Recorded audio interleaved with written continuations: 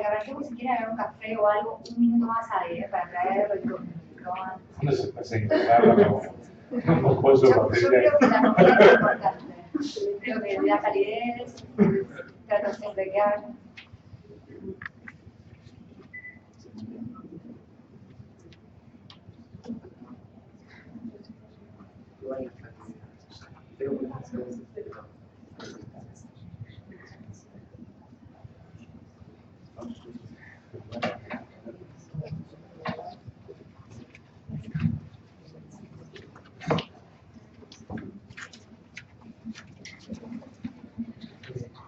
Bueno, buenas tardes a todos, gracias por acompañarnos en esta jornada.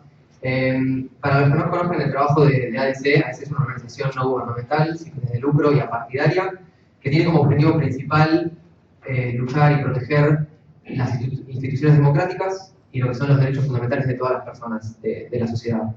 Desde el área de privacidad, que es desde donde convocamos el evento de hoy, trabajamos desde hace algunos años temáticas como biometría, protección de datos personales, sistemas de vigilancia y recientemente Big Data. Siempre con una mirada en lo que es el foco digital, Internet y nuevas tecnologías. Así como también el resto de nuestras áreas como libertad de expresión y acceso a la información, también las analizamos con esta matiz. El evento de hoy vamos a tratarlo lo que es la vigilancia estatal, ¿sí? Desde distintos aspectos. Desde, vamos a hablar vamos a escuchar periodistas, vamos a escuchar a fiscales y bueno, a sociedad civil como Valeria Vladimir. Así que, sin más, voy a darle la palabra a Valeria, que ya va a empezar hablando de los 13 principios internacionales sobre derechos humanos para la vigilancia de las comunicaciones, que fueron realizados hace un tiempo por varias organizaciones. Así que, Valeria, te doy la palabra. Gracias por venir. Contarles un poquito la idea de compartir con ustedes estos principios. Quienes estuvieron en la reunión de trabajo que hubo hace un rato, quizás oyeron hablar a Alex de estos principios. Son 13 principios internacionales de derechos humanos sobre vigilancia en comunicaciones. Mencionamos estos principios porque ADC fue parte de la génesis de estos principios que requirieron trabajo de cerca de un año. Un emprendimiento que lideró, un proyecto global que lideraron la Electronic Frontier Foundation, Access Now y Privacy International, y en donde se relevó la opinión de la gente técnica, de sociedad civil y también de la industria. Y hoy por hoy hay más de 300 organizaciones que adhieren a estos principios. Los principios devinieron importantes y necesarios en su elaboración porque la irrupción de las tecnologías y las prácticas estatales en cuanto a vigilancia, que es el tema de la convocatoria de hoy, perdón, miro acá porque estoy guiándome con las feminas que van apareciendo. La irrupción de las tecnologías, el abaratamiento en el almacenamiento de toda la información que se va recolectando, el cambio de paradigma entre los datos que antes eran compartidos y que nosotros sabemos que generamos y todos los datos que generan nuestros dispositivos, los diferentes tipos de datos que empezaron a circular, como datos de contenido, metadata, datos en tránsito, datos almacenados, distinta tipología de datos que requieren una atención especial. Bueno, todo este escenario y las prácticas detectadas, más que nada post-Snowden, generaron esta iniciativa de elaborar 13 principios, en realidad vinieron en 13, pero bueno, principios que terminaron siendo 13, que pudieran aplicarse a cada legislación o cada país pudiera llevar a sus propios países para desarrollar legislaciones que están ausentes en la mayoría de los países. Volviendo un poquito al tema de los datos, no solamente es contenido, porque en general el contenido tiene una protección, un estándar de protección alto, en detrimento de los metadatos, que suelen ser datos que se consideran o de registro o de que son datos puntuales que hacen a las personas que utilizan las tecnologías, que suelen tener un estándar protectorio menor, pero que es el análisis de esos datos junto con otros datos, da más información sobre la persona que quizás datos de contenido, y tienen un estándar protectorio mucho menor. Entonces, van a ver que en los principios específicamente se establece protección de metadatos. Tiene un párrafo, el sitio apareció en una filmina anterior, es www.necessary and proportionate, está en inglés, ¿sí? Y son dos de los estándares principales que se piden, que en realidad son coincidentes con la mayoría.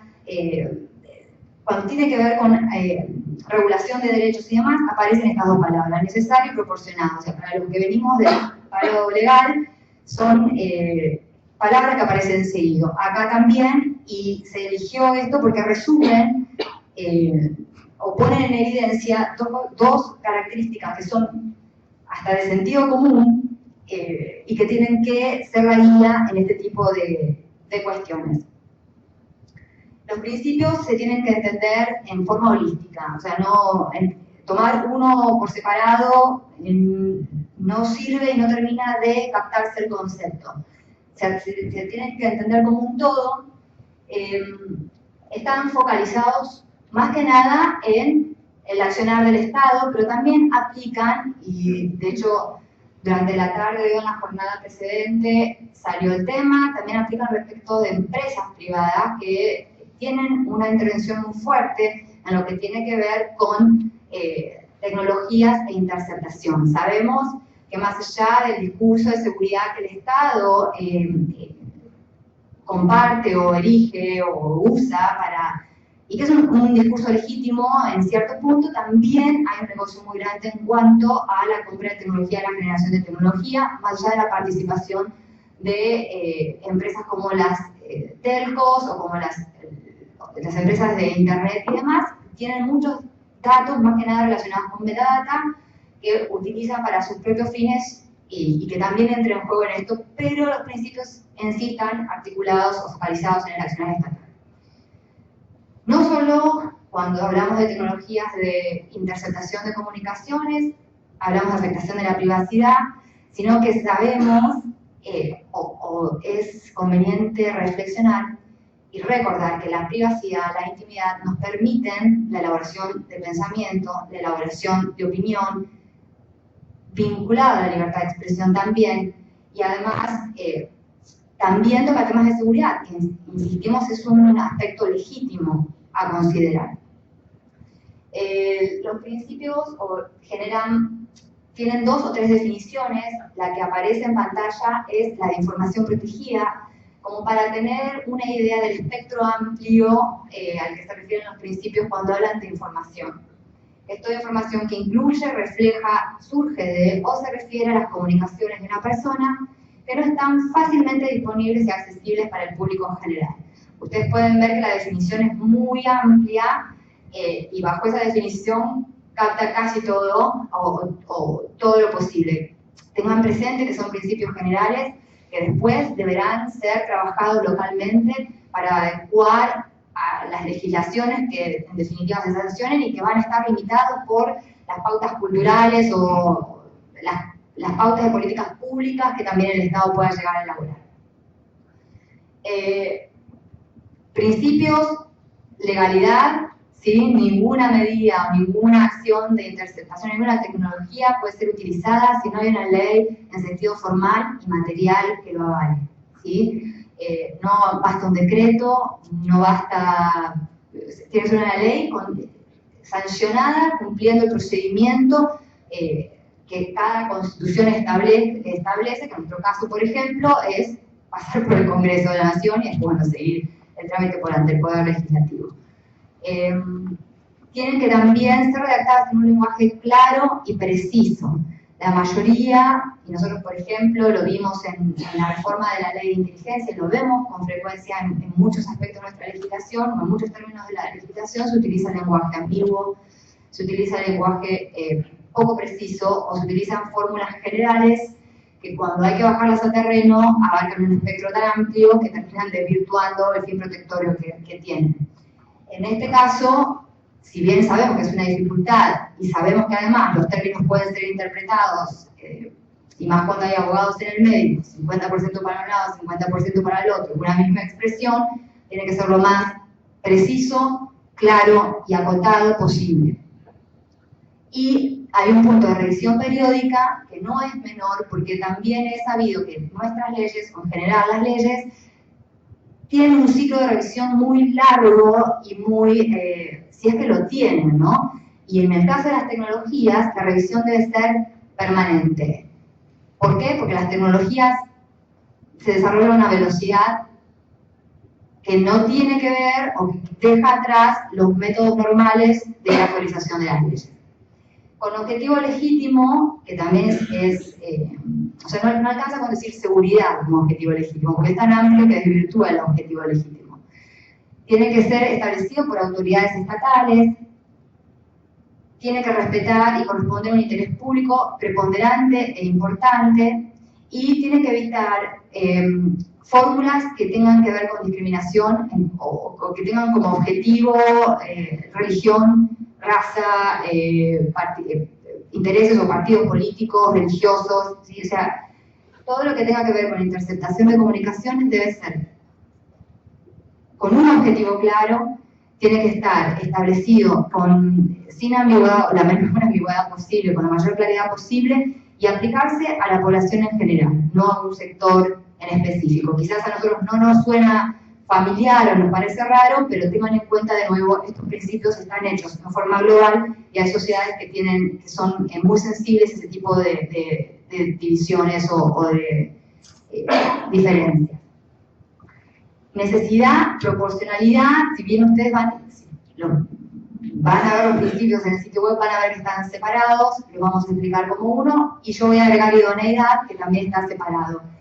Que en realidad tiene que ver con cuando se pide una interceptación de comunicación, porque claramente se tiene que pedir ante un juez, el juez tiene que saber o debe acreditarse que hay un alto grado de probabilidad de que se esté por cometer un delito grave o haya una amenaza específica para un fin legítimo. Tiene que haber un alto grado de probabilidad, y acá este punto condensa dos, pero yo se los voy a separar. Tiene que haber un alto grado de probabilidad de que las evidencias pertinentes o materiales van a ser adquiridas de esa información protegida a la que se quiera acceder, ¿sí? Y además debe probarse o debe acreditarse que otras formas o técnicas menos invasivas ya fueron utilizadas o no tendrían sentido. Es decir, implica, ¿no? Quizás esto no puede ser cubierto por la legislación, más allá, o en forma genérica puede ser explicado, pero esto también tiene que ver con educación de los jueces, de los fiscales, de los que tienen a su cargo la petición de estas medidas y el otorgamiento de estas medidas. Es un ejercicio colectivo. La ley sola, perfecto, nos puede servir, pero además requiere un ejercicio de educación y de entendimiento de las personas que están involucradas y de los sectores que están involucrados en este esquema y en estas medidas. Muy bien.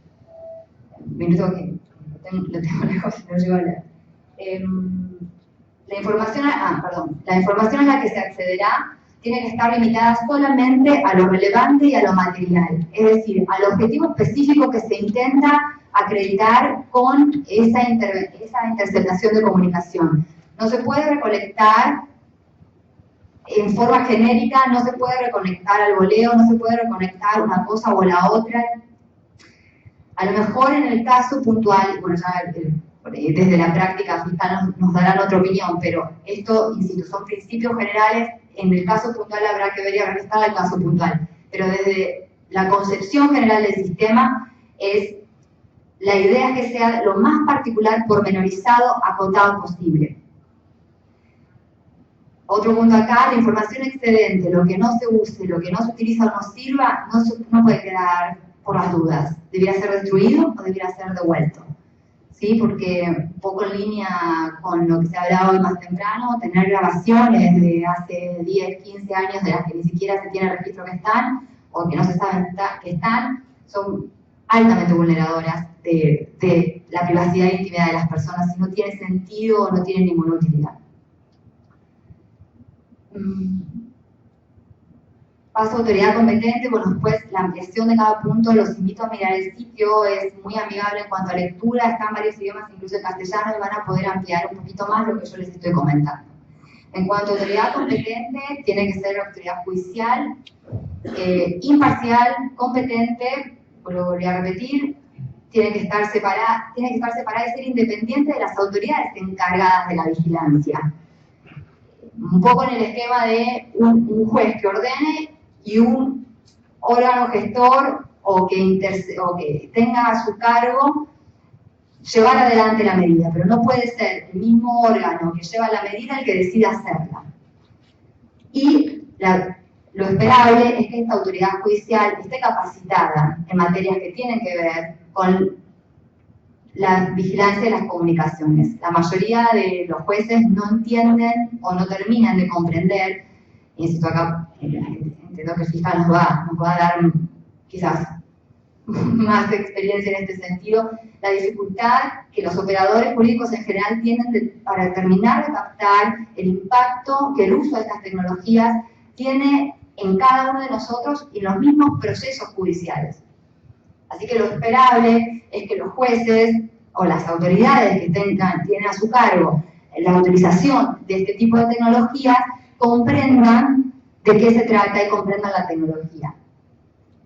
Y además, lo esperable también es que tengan los recursos adecuados como para poder hacerlo. A veces, y más que nada, nuestro sistema judicial, que hay que llevar la hoja para la impresión, tiene que ver con eso, ¿no? Darle al sistema recursos para poder llevar adelante estas medidas. Debido al proceso, es otro de los principios que parece novedad, pero vale la pena reiterarlo. El procedimiento tiene que estar establecido por ley, el procedimiento mediante el cual se lleva a cabo la interceptación de la comunicación. Tienen que ser consistentes y disponibles al público en general. Es decir, la población, cualquier persona debe tener la posibilidad de conocer de antemano los procedimientos que están, que se llevan a cabo en este sentido. Lo esperable también es que haya una audiencia pública y justa dentro de un plazo razonable para el sujeto que está siendo vigilado, cuyas comunicaciones están siendo interceptadas, excepto que haya un peligro en la vida, un peligro de vida con el cual la autorización del juez puede venir a posteriori. O sea, siempre el principio es que haya una autorización del juez que ordene la interceptación, excepto en un caso donde se afecte o haya riesgo de vida, donde la autorización tiene que ser otorgada con posterioridad, pero en un plazo razonable y lo más rápido posible. Se habla también del principio de notificación al usuario. Esto, o sea, que uno puede pensar acá no pasa, pero en algunas legislaciones está previsto y los principios lo contemplan, darle la posibilidad a la persona que fue vigilada de poder, o sea, con tiempo y con información suficiente, para poder impugnar la decisión adoptada o para poder ofrecer otra solución. Con acceso, darle a esta persona acceso a los materiales que sustentaron la petición. El Estado tiene la obligación de notificar. Los proveedores, mediante los cuales se suele realizar la interceptación, tienen la facultad, esto es a lo que aspiran los principios, de notificar. Y el Estado no podría intervenir en esta facultad para notificar. Claramente hay excepciones, ¿sí? Que es que la finalidad se vea, o sea, si se notifica a la persona cuyas comunicaciones están siendo interceptadas, si se le notifica se pierde la finalidad para la cual se ordena la medida, ¿sí? Que parece una obviedad, pero la redacción del principio es clara, o sea, lo ponen como regla, hay que notificar al usuario, no a la inversa. Y la excepción es, salvo que se corra riesgo con la finalidad para la cual la interceptación se ordenó. Después hay otras excepciones más, otras cuestiones más, pero los invito a mirar el sitio web. Transparencia, que tiene que ver también con que las leyes que establezcan interceptación de comunicaciones, o los reglamentos, o las actividades que llevan a cabo los organismos encargados de esto, sean públicos, sean de conocimiento público, sean accesibles al público y estén compartidos en un idioma o de tal forma que sean, o sea, que los pueda entender la ciudadanía en general. publicar la información relativa a la cantidad de interceptaciones y de solicitudes que se hicieron, en lo posible detalladas o separadas o identificadas por proveedor, por autoridad que ordenó la investigación, el tipo y el propósito que tiene esto, el número de personas afectadas. O sea, la idea siempre es dar un principio de máxima transparencia y de máxima publicidad en este sentido. Insisto, principios generales deberán bajarse a terreno a cada país y responder a las características de los sistemas procesales y a las garantías que cada país ya tenga. Podemos pasar a supervisión pública. Esto tiene que ver con la existencia de mecanismos independientes de supervisión que hagan a la transparencia y a la rendición de cuentas. Mecanismos de supervisión o mecanismos de control también. Nosotros acá en Argentina tenemos, lo menciono porque es un tema que a ADC en sí nos preocupa mucho y estamos encima de la comisión bicameral que controla los sistemas de inteligencia o la AFIP, que no sabemos qué tan bien funciona porque tampoco comparte información. Entonces, si el mecanismo de control no publicita su accionar, es muy difícil saber si se produce o no tal control, entonces el círculo no cierra, es un círculo vicioso de información que no se comparte y de ciudadanía que no se entera. Hay uno más que no aparece acá en la filmina, que tiene que ver con la integridad de las comunicaciones, es decir, el hecho de que se ordenen medidas de interceptación, que el Estado tenga la facultad de ordenarlas, no debe tampoco alterar el funcionamiento de los prestadores de servicios, ni ponerle caras de control per se, ni de rastreo, ni de generar tecnología que sirva para la interceptación de las comunicaciones. Si lo hace por una cuestión empresaria, bueno, eso es otro tema, pero que el Estado obligue a generar a los prestadores de servicios de tecnologías para interceptar, no sería parte de lo que los principios alientan. Garantías de cooperación internacional. La forma en que las comunicaciones digitales se producen, esto parece novedad para los que venimos investigando sobre esto, pero invito a reflexionar sobre lo siguiente: cuestiones de jurisdicción es uno de los grandes problemas que tiene que ver con todo el circuito digital. Entonces, las legislaciones son jurisdiccionales, el sistema penal es jurisdiccional, los sistemas de seguridad son jurisdiccionales, Internet y las comunicaciones digitales no son jurisdiccionales. Ahí hay un salto cuántico que requiere en principio acuerdos de cooperación internacional, ágiles, diálogo permanente entre los estados, y los principios alientan eso. Lo menciono específicamente porque si no queda como un discurso que no se puede bajar al terreno si no se tiene en cuenta este aspecto. Y después pasamos a garantías contra el acceso ilegítimo y el derecho a recurso efectivo. Lo que este principio alienta es que haya sanciones civiles, penales, el mayor espectro sancionador posible para aquellos agentes públicos o privados que realizan interceptaciones ilegítimas a las comunicaciones.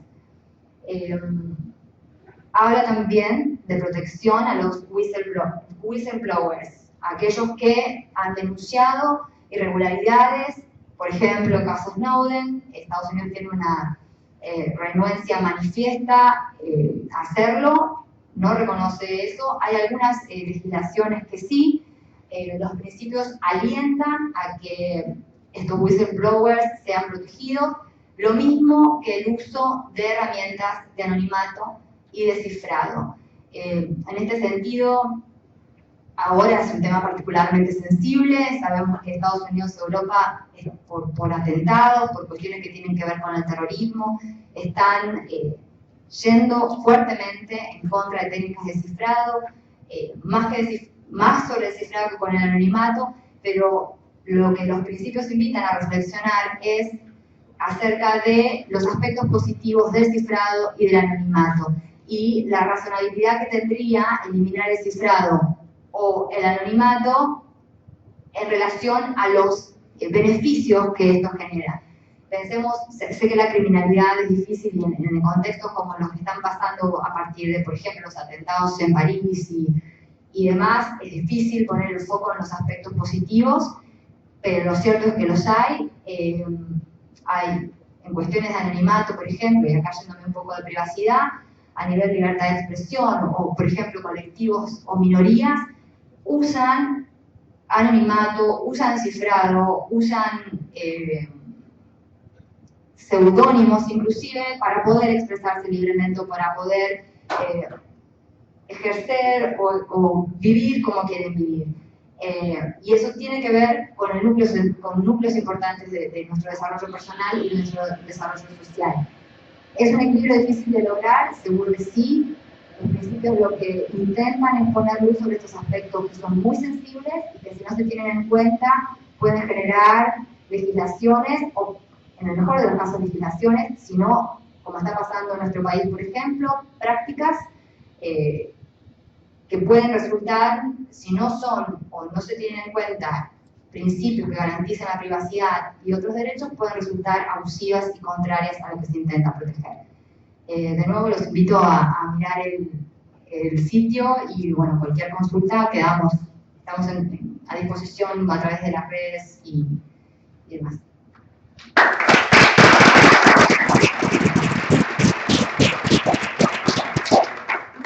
Gracias, Valeria. Ahora vamos a darle el micrófono a Natalia Suazo, es periodista, es autora del libro Guerras de Internet y hoy nos va a comentar sobre uno de sus capítulos sobre videovigilancia.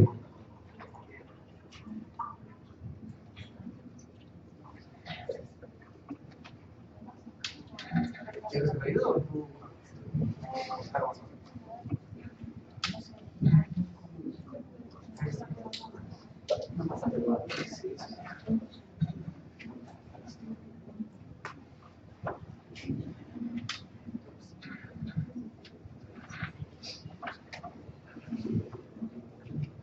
Bueno, buenas tardes, gracias por la invitación. Yo voy a hablar de un aspecto que tiene que ver con la vigilancia estatal, pero tal como estuvimos hablando, que tiene que ver con la biovigilancia, que es un pequeño capítulo dentro de una investigación de estos temas que se llama Guerras de Internet, que es un libro. Hay algunos que tal vez lo leyeron, si es así se pueden ir a tomar un café porque es básicamente el resumen de uno de los capítulos. Incluso hay fuentes consultadas por ese capítulo, como Andrés Pérez Esquivel, que ha sido consultado por ese capítulo, así que seguramente ya tienen idea de qué se trata. Me parece importante destacar, como aclaración, que este es un ejemplo de vigilancia estatal, pero que obviamente el tema de la vigilancia privada y de corporaciones y empresas está muy presente en nuestras vidas y que tal vez a mí me parece más masivo, y aunque en el caso del que voy a mencionar de la vigilancia estatal a través de las videocámaras, hay obviamente una cooperación entre público y privado, pero no quisiera que se analice o que se tome como conclusión que el Estado siempre es el que espía, porque es uno de los extremos en el que se suele caer, y en general si el Estado espía siempre en cooperación con un privado y viceversa. Un poco la idea es contar, en este caso, la historia de cómo surge este capítulo en específico. Yo, quedamos en el año, ¿no? Pero en 2014 había escrito una nota respecto a las cámaras de Street View, que se habían metido con un tema que era, en este caso, la privacidad, la intimidad fundamentalmente, a través no solo de Street View, de la publicación de las imágenes de barrios y había imágenes muy privadas, sino que se había cuestionado muy poco en ese momento cuánto tenía que ver que nuestras imágenes estuvieran no solo en ese lugar, sino que se compartieran a través de otros sitios satélites como Street View Argento, que incluso se burlaba y tomaba esto como risa, y lo que parecía era que en definitiva la intervención en la privacidad a través de una herramienta que realmente estaba destinada a generarnos una utilidad como usuarios, no se cuestionaba, ¿no? Incluso se tomaba como risa esto, Y me acuerdo que hubo 1 o 2 amparos o presentaciones respecto de dónde estaban estas imágenes, dónde estaba el crew de estas imágenes, quién las tenía, cómo se podía acceder o no, en qué servidores estaban alojadas, y pasó muy desapercibido, ¿no? Por supuesto el título no lo puse yo, lo ponen los editores, no, yo no quería decir que era el fin de la privacidad, lo que planteaba era, bueno, cuestionémonos al menos, antes de tomar esto tan positivamente y celebrarlo sistemáticamente, celebrar la tecnología, qué pasa cómo interfiere esto con nuestros derechos. Esa fue una primera pregunta filosófica. Después esto hay que trasladarlo a una investigación periodística, y cuando lo trasladé yo a esta investigación, básicamente me propuse investigar 5 puntos, ¿no? En realidad creo que son 4 puntos y una conclusión. Pero lo primero que me interesaba investigar, sobre todo porque no hay un mapa, era hacer el entrecruzamiento entre qué datos tenemos de seguridad e inseguridad, quiénes son las estadísticas, quién las provee para adoptar los sistemas de biovigilancia, qué tipos de cámaras, qué tipos de equipo, qué evaluación previa y posterior se realiza para tomar una decisión que viene siendo masiva, es decir, siempre comprar más sistemas de seguridad, en este caso específico de las cámaras de vigilancia pueden ser otros sistemas, ¿no? Pero como siempre la respuesta ante el supuesto aumento de la seguridad, que tampoco sabemos muy bien porque tampoco tenemos estadísticas homogéneas, es siempre la misma, que es incrementar los sistemas de biovigilancia. No tenemos estadísticas previas, no tenemos estadísticas posteriores, pero siempre tomamos la misma decisión en definitiva. El segundo punto que me interesaba analizar, tal vez por mi propia formación, yo soy politóloga, además soy periodista, es cómo se relaciona la necesidad de la biovigilancia con una necesidad política. Estar presente en los medios, a través de acciones, a través de cámaras, no importando qué sucede en el medio con los derechos de los ciudadanos, ¿no? Cómo llegan las cámaras a la prensa, cómo funciona ese negocio de la cámara pública que llega a un medio privado, cómo además esa financiación de la cámara, que es con nuestros impuestos como ciudadanos, después se transforma en un insumo de un medio que en general es privado, y cómo se utiliza la biovigilancia para, entre comillas, mostrar gestión, ¿no? Como la cámara de por sí es una solución.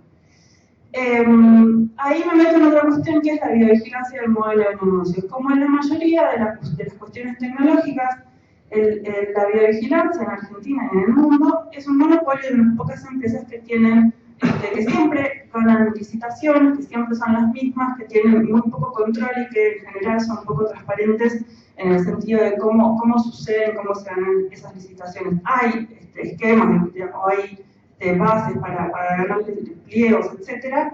Pero en general son las mismas y tampoco son muy transparentes en su funcionamiento.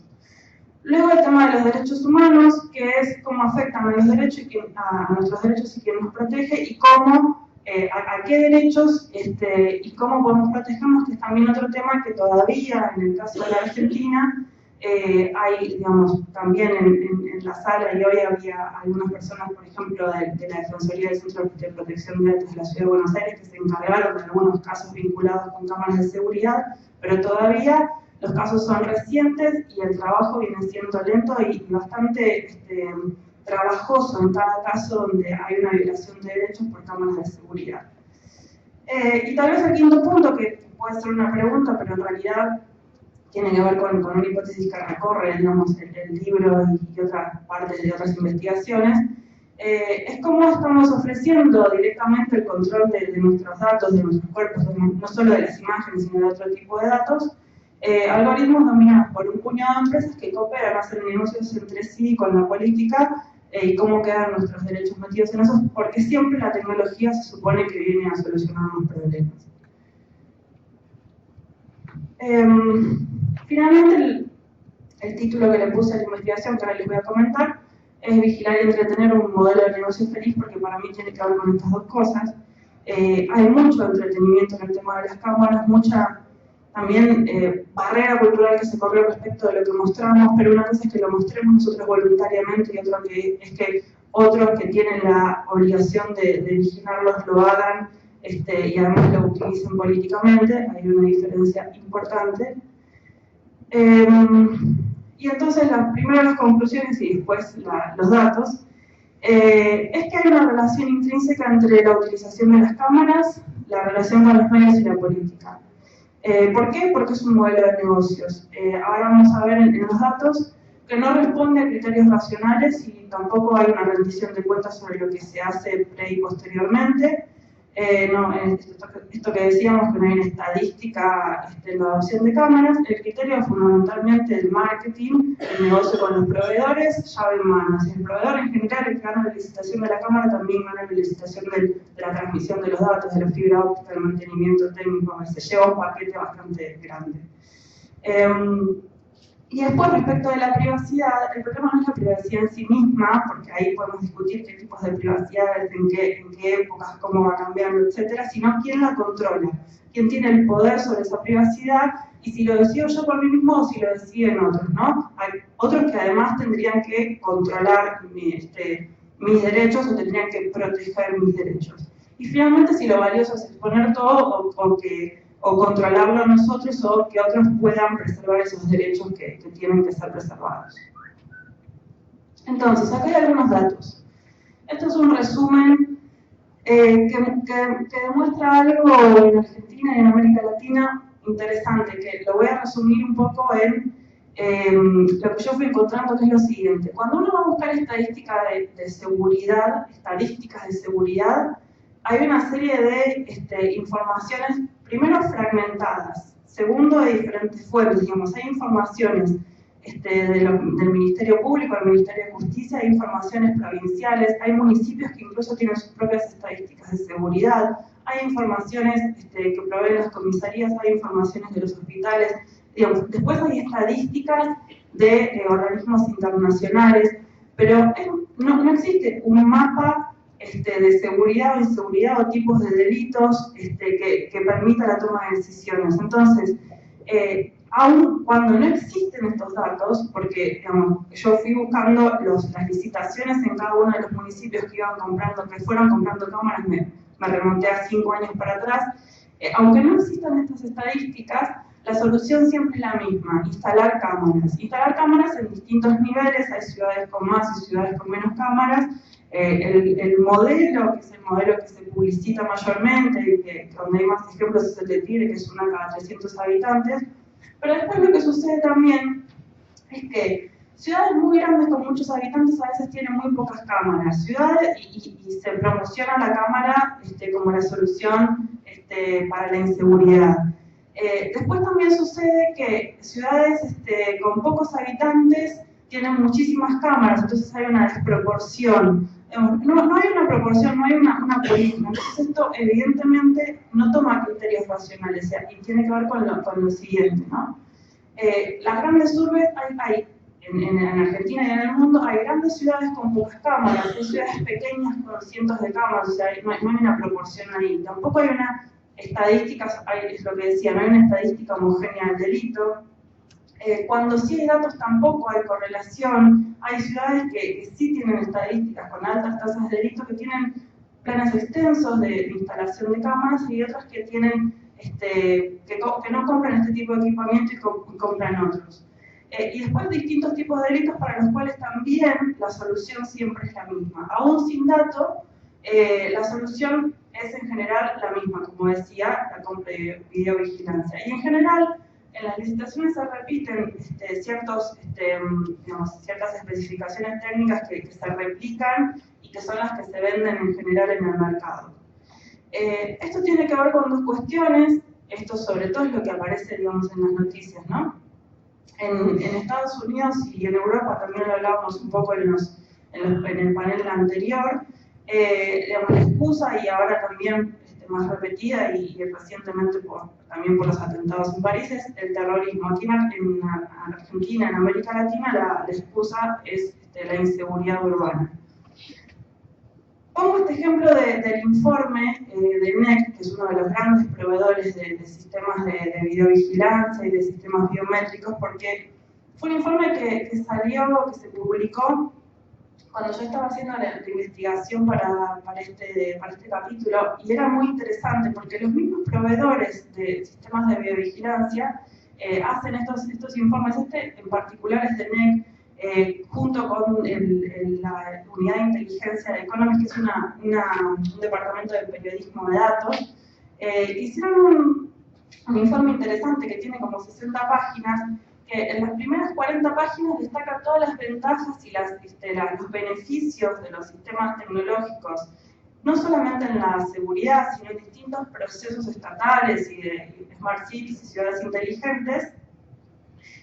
Y después de destacar durante 40 páginas estos beneficios, en las últimas 10 o 15 páginas, da una serie de conclusiones, siendo el mismo proveedor de las cámaras, una serie de conclusiones que son bastante obvias, pero que las da justo al final del informe, que es que obviamente las ciudades más seguras son las menos fragmentadas socialmente y las más inseguras son las más fragmentadas. Finalmente ellos mismos, los que venden los equipos, terminan diciendo esto.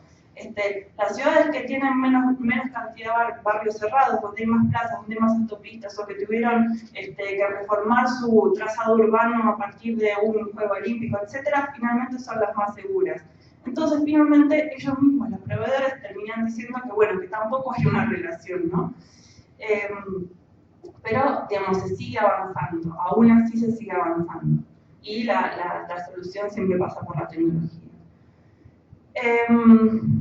Acá paso al siguiente tema, que es la relación con los medios. Esta es una partecita de una entrevista que si quieren ahora se las comento, ¿no?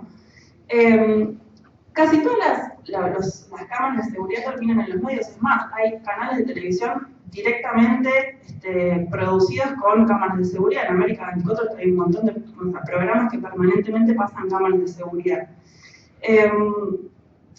Una de las cosas de las entrevistas que más me llamaron la atención durante la investigación fue una persona encargada de prensa y de marketing de un municipio, específicamente Tigre, que me decía, para nosotros las cámaras son un elemento muy importante de marketing. ¿Por qué? Porque yo tengo, en ese caso, cuando hice la entrevista, un candidato a presidente, que además es un intendente de una ciudad, al cual yo tengo que posicionar permanentemente en los medios. Yo necesito que esté en los medios y que nuestra gestión esté en los medios permanentemente. Si yo tengo algo que a mí me permite estar en los medios, con una cámara de seguridad atrapando un delincuente, haciendo algo que se esté moviendo, generando acción, generando un resultado, yo no me lo voy a guardar, yo lo voy a mostrar. En el caso de Tigre, efectivamente, las cámaras se suben a un FTP que ni siquiera tiene clave, y los medios la bajan directamente. Hablemos de derechos ahí, pero es un caso, sucede en otros municipios, no es el único. En la ciudad de Buenos Aires está bastante más cuidado. Afortunadamente, digamos, hay otro tipo de tratamiento, y no por una cuestión ideológica, digamos, pues, menos del pro que yo no hay, ¿no? Pero esto sucede y abiertamente, y además desde la política, un poco por ignorancia, tal vez supongo, pero sin demasiado cuidado se lo dice abiertamente y se habla de esto así, de esta manera, ¿no? Entonces también aquí hay un modelo que tiene que ver con la política que necesita estar en los medios, entonces toma las imágenes directamente del centro de monitoreo financiado por los recursos públicos, por los impuestos de sus ciudadanos. Esas cámaras de los que salen de los centros de monitoreo van directamente a los medios sin ningún procesamiento, no se cuida. Además, si el medio quiere cuidarlo, si el medio quiere blurear la cara, lo hace, pero si no, digamos, además el crudo está ahí, podrían no hacerlo. Y esa exposición en los medios genera un marketing, una exposición política del candidato, del político, etcétera, que favorece a su estrategia. Esto tiene, digamos, la cámara de seguridad como solución para el problema, no tiene, en este caso, un partido político, una ideología. Podemos encontrar en diferentes declaraciones de diferentes políticos y partidos políticos el festeje por, digamos, la cámara atrapó al delincuente y la solución que brinda la cámara, aunque no tengamos datos, nuevamente repito, de que esto sucede así. Ahí, en una cuestión más de análisis político, lo que se ve cuando uno hace el análisis de las noticias que tienen que ver con las cámaras de seguridad, con la política de las cámaras de seguridad como política pública, es la idea de que la cámara por sí misma es una gestión de seguridad. O sea, la cámara es en sí misma una solución. La cámara se gestiona, atrapa al delincuente. No importa la ideología Esto es muy común ahora, no es una cuestión ideológica, la tecnología la adoptamos y después vemos qué pasa. Me lo han dicho también funcionarios. Yo tengo la solución tecnológica, yo lo hago, después me fijo qué sucede con eso, después hago como control de daños, ¿no? Pero primero pongo la cámara. ¿Esto qué es? Lo hago rápido, tengo la cámara, no tengo, bueno, yo lo hago y pongo la cámara.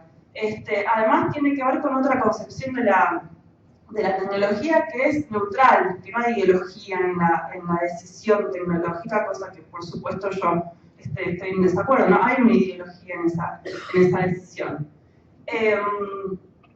Entonces me han dicho, es una frase que la tomo una declaración, si la cámara atrapa a un delincuente se gestiona, entonces yo estoy haciendo gestión porque eso está sucediendo efectivamente, ¿no? Es algo activo. Y por otro lado, también está visto, y en las entrevistas también salía esto, no tiene costo, ¿no? Es como la cámara por sí misma resuelve un problema. Entonces es una eficiencia que yo me puedo comprar y que no tiene costo. Bueno, lo que vamos a ver es que sí hay un costo, ¿no? Entonces, después está el tema de los negocios, que me parece interesante a mí una frase de Cory Doctorow que dice, y te la cito en ese capítulo porque me parece que resume bastante bien cómo funciona. La vigilancia masiva es una política con un modelo de negocios. Espiar a todos tal vez no atrapa a terroristas, pero porque vive de Estados Unidos, pero sí hace a los contratistas militares y a las empresas de telecomunicaciones ganar un montón de dinero. Esto también es algo que se repite.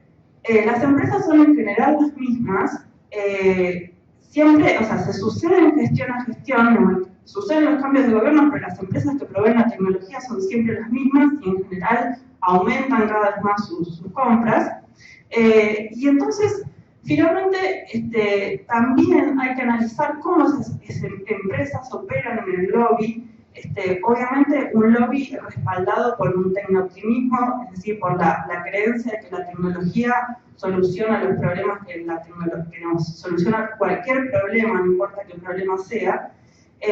Y obviamente, funcionarios que creen en estas soluciones técnicas, digamos, no solamente en el caso de las cámaras, en otros casos de ciudades inteligentes también se toman este tipo de decisiones, muchas veces sin licitaciones o con una elección entre un mismo proveedor o entre dos proveedores, es decir, que se generan también monopolios de seguridad y una ganancia siempre para los mismos. En Argentina, estos tres mismos son tres. Telefónica Ingeniería de Seguridad, que obviamente es de Telefónica, y además cuenta con infraestructura de fibra óptica. Ubitos, que es una empresa que está básicamente dedicada, radicada en la provincia de Buenos Aires, que vinculada a Granados, y Global View, que bueno, ahora Montoto vendió una parte, pero obviamente María Montoto, que es la monopólica, la que tiene la mayoría de las licitaciones. No sé qué porcentaje, Andrés, pero debe tener cuánto. No, igual no sé si sirve las acciones, se fue del directorio. Sí, pero digamos, en términos de porcentaje. Sí.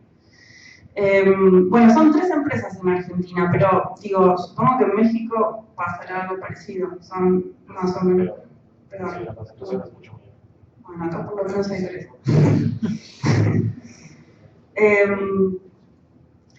Y entonces, después, como último tema, parece que era el tema de los derechos, ¿no?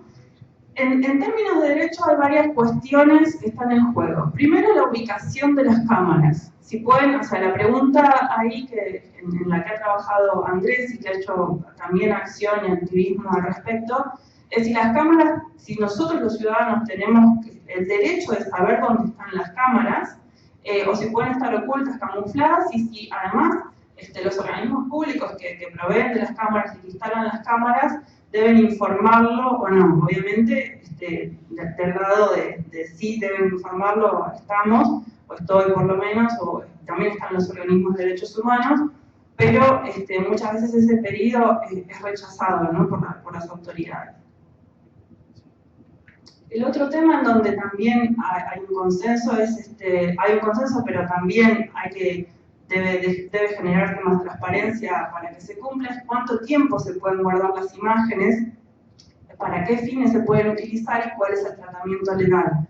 Una cuestión importante es que en general los centros de operaciones y los municipios tienen protocolos de cómo es el tratamiento de esas cámaras. En general, por supuesto, el acceso al material en sí tiene que producirse bajo una orden judicial, pero es bastante difícil, porque lo he pedido a distintos municipios, acceder a esos protocolos y que sean publicados.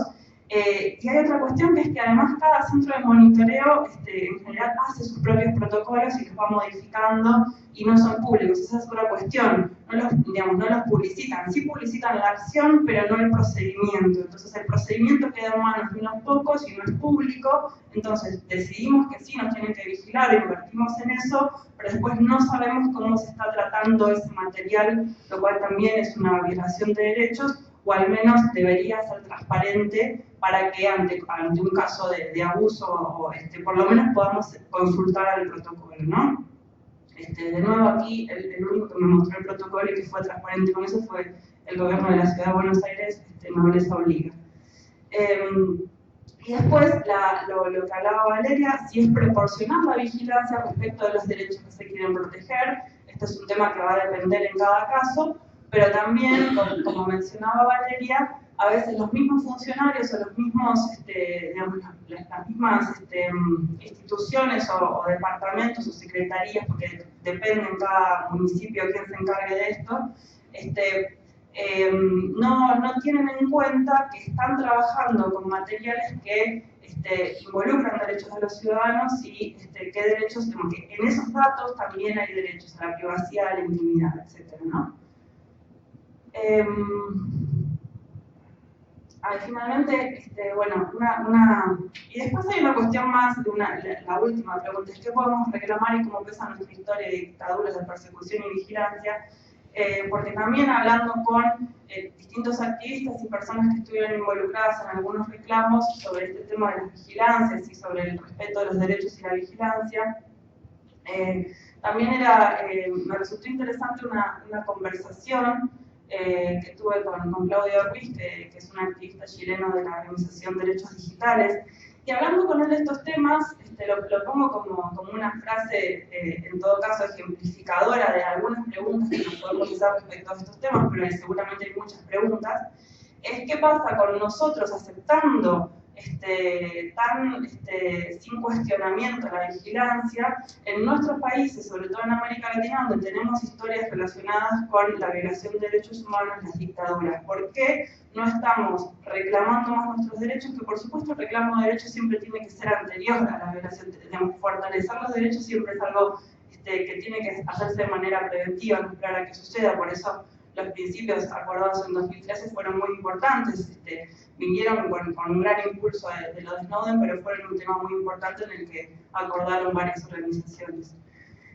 Y finalmente un tema que también es interesante y que rompe un poco, y que lo dejo al final, porque también es otra pregunta a hacerse, es que hablando también con técnicos que revisaron o que revisan el funcionamiento de las cámaras de seguridad, muchas veces también la cámara se instala y presenta vulnerabilidades y tampoco la misma tecnología es segura y se compran las cámaras sabiendo aún desde el principio que son vulnerables. Entonces, digamos, este tema finalmente termina siendo, bueno, al final estamos seguros con esto o no. Así que bueno, esto es un poco el resumen. Supongo que los temas, las preguntas quedarán para después al final o las preguntas de debate. Así que bueno, muchas gracias.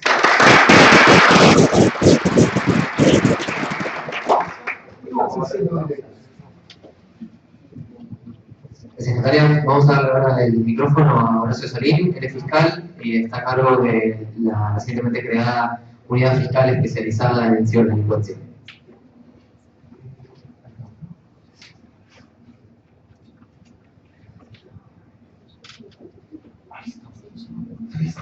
Bueno, buenas tardes a todos. Muchas gracias la asociación, a la ADC y a Lear especialmente por la invitación.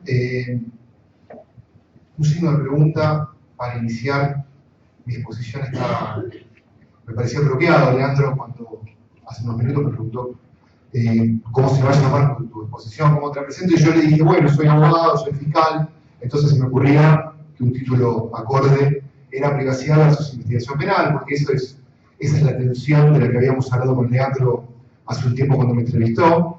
Pero en realidad ese es el título, digamos, formal, pero yo siempre digo que cuando hablo de estos temas tengo más preguntas que respuestas y más dudas que certezas acerca de cómo vamos a resolver esta tensión que existe. Entonces yo preferí siempre, simplemente, que hablemos de algunos títulos, fundamentalmente porque me parece que es un debate que está en pañales en Argentina, y es un debate que creo que está en pañales en el mundo, o por lo menos se está desarrollando, y no sé si de la mejor manera. El primer título, o el hashtag, es el contexto.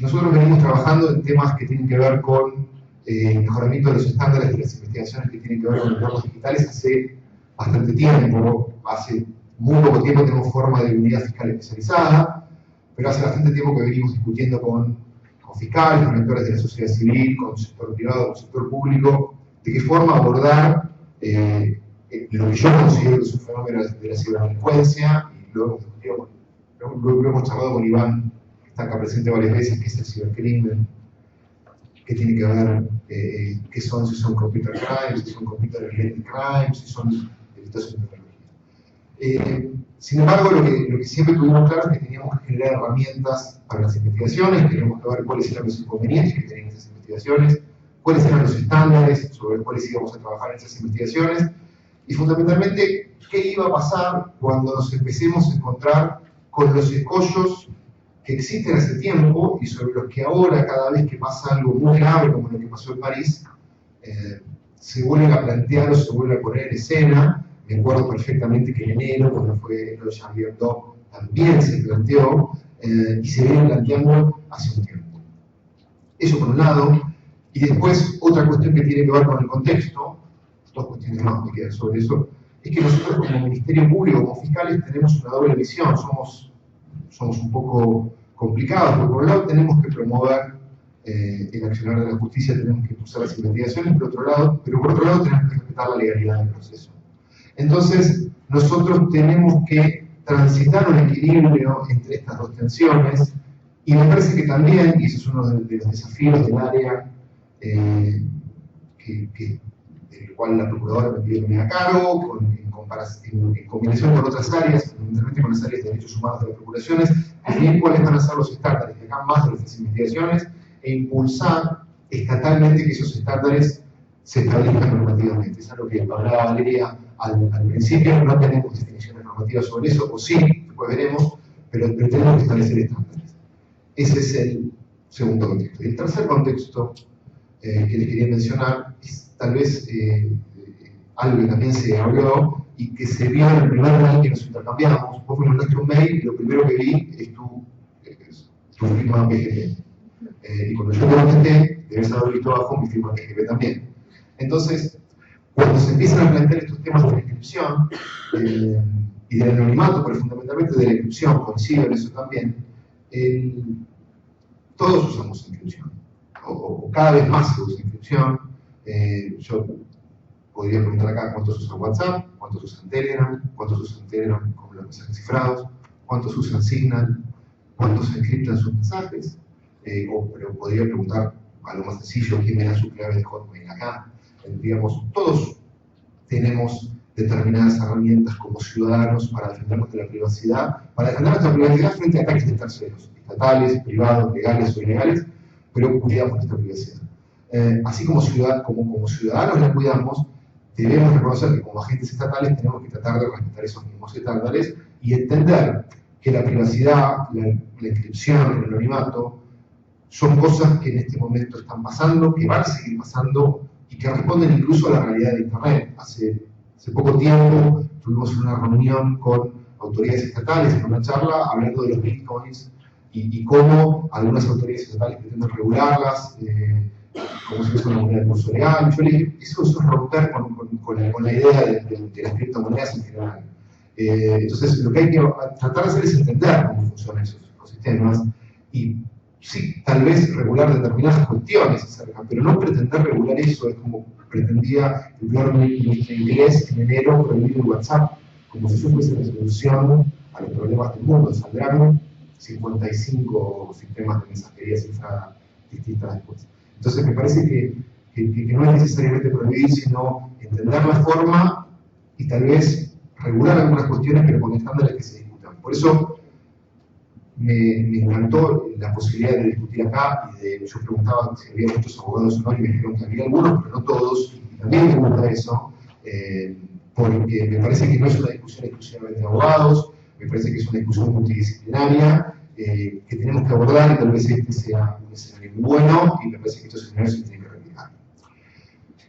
No vamos a hablar de vigilancia masiva, y no vamos a hablar de seguridad ciudadana. No vamos a hablar de seguridad ciudadana porque ya habló Natalia recién. Y aparte porque no es el tema que me interesa hablar particularmente. Tiene cuestiones, coincido con Natalia, que me preocupa más los datos que tienen las empresas privadas que los datos que pueda colectar el Estado. Mencionás algo que me hubiese gustado que lo desarrolle, que es las veces que me he mirado yo en los edificios cuando me piden la foto y yo les pregunto si esa foto está registrada en una base de datos que cumple con la ley de protección de datos personales. Es muy interesante, uno termina cediendo porque tiene que entrar a hacer algo, pero la realidad es que pasa eso, y bueno, la cantidad de información que se acumula y el tiempo que se acumula. Pero no quiero hablar de eso, coincido sustancialmente en todo lo que nos cuenta Natalia, después a lo mejor quería hacer alguna reflexión también sobre lo que dijiste sobre la historia y la inteligencia. Y tampoco vamos a hablar de lo que es la vigilancia masiva ilegal, o legal secreta, digamos, lo que planteó Snowden en su momento, que tal vez fue el desencadenante de un montón de situaciones que estamos viviendo ahora, fundamentalmente los dispositivos encriptados por defecto y todas las situaciones. Yo lo único que quiero hablar es la tensión que existe entre la privacidad y la investigación penal, que no es una tensión actual, es una tensión que viene desde la sanción de nuestra Constitución. La Constitución establece ciertos ámbitos de privacidad, los protege con determinados estándares y requisitos, y establece especialmente ámbitos de privacidad muy específicos como el domicilio. Y los estándares para ingresar al domicilio están establecidos en la Constitución, de la misma forma que, por ejemplo, la enmienda 7 de la Constitución americana establece cuál es el estándar para ingresar a un domicilio, que es un estándar similar, o la consecuencia de la causa probable de la enmienda 7 es uno de los principios que vos mencionaste recién en tu presentación, porque es el estándar que usan los jueces americanos para hacer el disclosure del contenido. Entonces, hay espacios de intimidad protegidos desde hace mucho tiempo, hay espacios que con el avance de la tecnología se empezaron a proteger cada vez más, el cuerpo, las requisas personales, al principio, la discusión acerca de si hay espacios de intimidad más allá del domicilio, el auto, los maletines, el local de la empresa. Ahora se nos plantea si nuestro computador es un espacio de intimidad similar a nuestra casa, el cuerpo humano con el ADN, y sobre eso se ha trabajado a lo largo del tiempo en diversos estándares, lamentablemente primero con jurisprudencia y después con legislación impulsada por la jurisprudencia o por la realidad de las cosas. Incluso el habeas data, consagrado constitucionalmente, primero se estableció en función de un fallo de la Corte y después se hizo ley. Y por el otro lado tenemos la investigación penal, nosotros tenemos la obligación de perseguir los delitos. Y hoy tenemos la obligación de perseguir todos los delitos. No tenemos ni siquiera la posibilidad de tener un principio de oportunidad y descartar la investigación de aquellos delitos cuyo perjuicio económico es inferior a lo que saldría del proceso. Se investiga el pebete que se comió un detenido en el directorio de un empleado del Juego Federal y una inflación millonaria de Chastritano. Se investigan las dos cosas con el mismo poder de fuego, al menos en los papeles. Y nosotros tenemos que investigar. Y lo que está pasando, y eso sí es una realidad, es que cada vez, como investigadores de entornos digitales, nos encontramos con inconvenientes para acceder a determinados contenidos que están encriptados. Y nos encontramos con dificultades para acceder a comunicaciones que están encriptadas, que tal vez son comunicaciones que podríamos tener necesidad de acceder, por ejemplo, comunicaciones de secuestros impulsivos que están en pleno curso, y que tal vez el acceso a esas comunicaciones permite salvar la vida de una persona, o tal vez acceder a contenido privado que nos permite identificar al autor de homicidio o de un ataque sexual. Entonces tenemos esa tensión. Al tener la obligación de investigar, creo que también tenemos la obligación de pensar cómo podemos empezar a trabajar sobre eso. Entonces hay algunos aspectos sobre eso, algunos ya se hablaron, otros, y si se hablaron voy a mencionar otros nuevos, que tienen que ver con algunas cuestiones que estamos viendo. El primero tiene que ver con la retención de datos. ¿Qué hacemos con la retención de datos por parte de las empresas? Fundamentalmente los ISP, los que brindan servicios de Internet, al menos en nuestro país. En algún momento se lo quiso regular, se estableció un plazo excesivo, a mi criterio absolutamente excesivo, 10 años de conservación de los datos. Un fallo de la Corte invalidó la posibilidad de retener los datos por tanto tiempo y nos quedamos sin política de retención de datos. En los hechos, lo que pasa es que las empresas conservan esos datos sin norma que los habilite. Entonces, me parece que ese es un problema y nosotros tenemos que discutir si como Estado vamos a establecer una política de retención de datos. ¿Qué datos vamos a retener y por cuánto tiempo? En Europa es una discusión que se viene dando hace bastante, es una discusión que incluso ha tenido ciertas decisiones bastante restrictivas de la retención de datos por parte del Tribunal Europeo de Derechos Humanos. Otras legislaciones otras legislaciones europeas han tenido algún sentido más criterioso, pero lo cierto es que nosotros como investigadores necesitamos acceder a datos pretéritos, digamos. Al menos lo que podríamos llamar datos de tráfico, no necesariamente de contenido. O podría conceder desde un punto de vista jurídico, porque soy hijo del derecho y de la Constitución, que podríamos prescindir de conservar, de que las empresas conserven datos de contenido más allá de lo que el usuario decide conservar esos datos. Si yo decido borrar un mail de mi cuenta de Gmail, ese mail debería desaparecer de cualquier servidor. No sé si pasa, pero debería pasar. Ese es un tema que deberíamos sentarnos a discutir como Estado y es un tema que nosotros pretendemos plantear como agenda de trabajo de cara a la administración que asumirá en pocos días. La otra cuestión es cuál va a ser el estándar para revelar contenido de comunicaciones, fundamentalmente contenido de comunicaciones electrónicas. Me parece que el estándar debería ser el que propusiste vos en tu exposición. El otro día leí un documento que me mandaron del Departamento de Justicia de Estados Unidos, una especie de instructivo, una reseña jurisprudencial acerca de cómo deberíamos los operadores judiciales extranjeros fundamentar el requisito de causa probable para acceder al contenido. Y lo que planteaban ahí en ese documento, que siempre es una guía porque no quieren jugarse, es que el estándar debe ser igual al de un domicilio, al expreso de un domicilio, y que deberíamos poder demostrar primero que acceder a determinado contenido de un correo o a determinado correo es absolutamente imprescindible y está absolutamente ligado con la investigación que estamos teniendo, y deberíamos poder demostrar que ese correo no fue eliminado para no acceder innecesariamente a la casilla de correo. ¿Qué pasa como tercera cuestión, con el acceso remoto de los datos? En Argentina nosotros no tenemos una legislación específica sobre eso. El Código Procesal Penal, que por ley debería empezar a regir el 1 de marzo del año que viene, veremos qué pasa con eso, establece algún criterio acerca de lo que se habla de interceptación de datos. Hasta hoy, todo lo que es el tratamiento de evidencia digital o el tratamiento de los datos se maneja con los mismos estándares de lo que es el secuestro de la evidencia física, lo cual, por supuesto, presenta falencias. ¿Qué va a pasar con la posibilidad, y fundamentalmente en la medida que Argentina ingrese al sistema de la Convención de Budapest sobre la delincuencia, qué va a pasar con la posibilidad de acceder remotamente a los datos de una computadora? ¿Qué significa esto?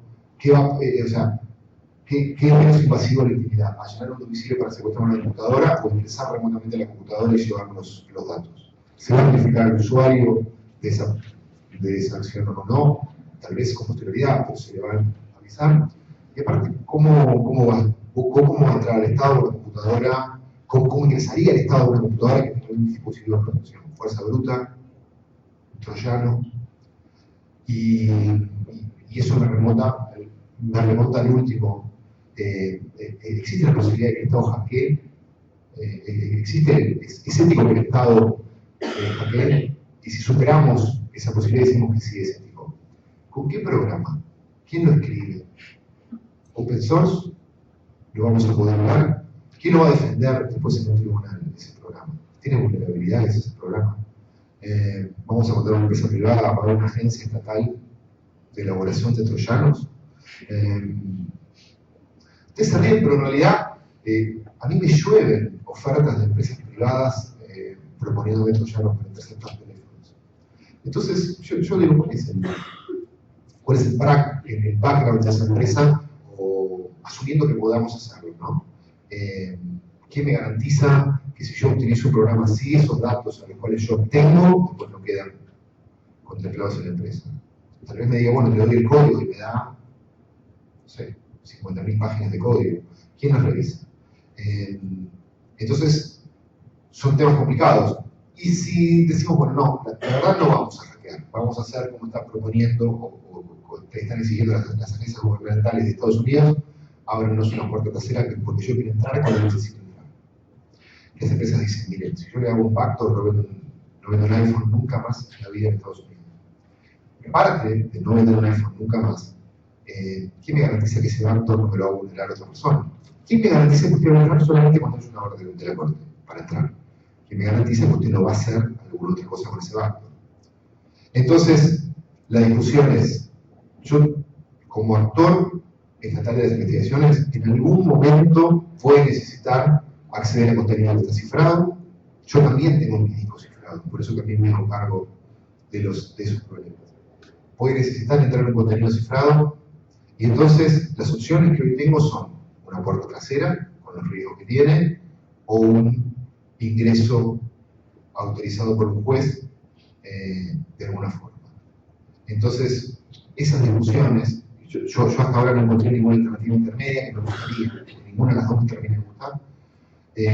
Me parece que son cuestiones que se mantienen sotoboche en nuestro país y que me parece que hay que empezar a discutir abiertamente. Por supuesto que eso no implica divulgar técnicas de investigación concretas, pero los backdoors, el hackeo son cosas que están en los diarios todo el día.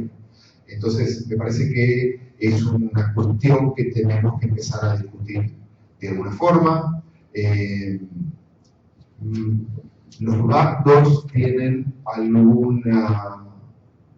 me seducen tal vez un poco más en algunas cuestiones, no quiere decir que esté de acuerdo, pero me seducen más que un troyano hogar.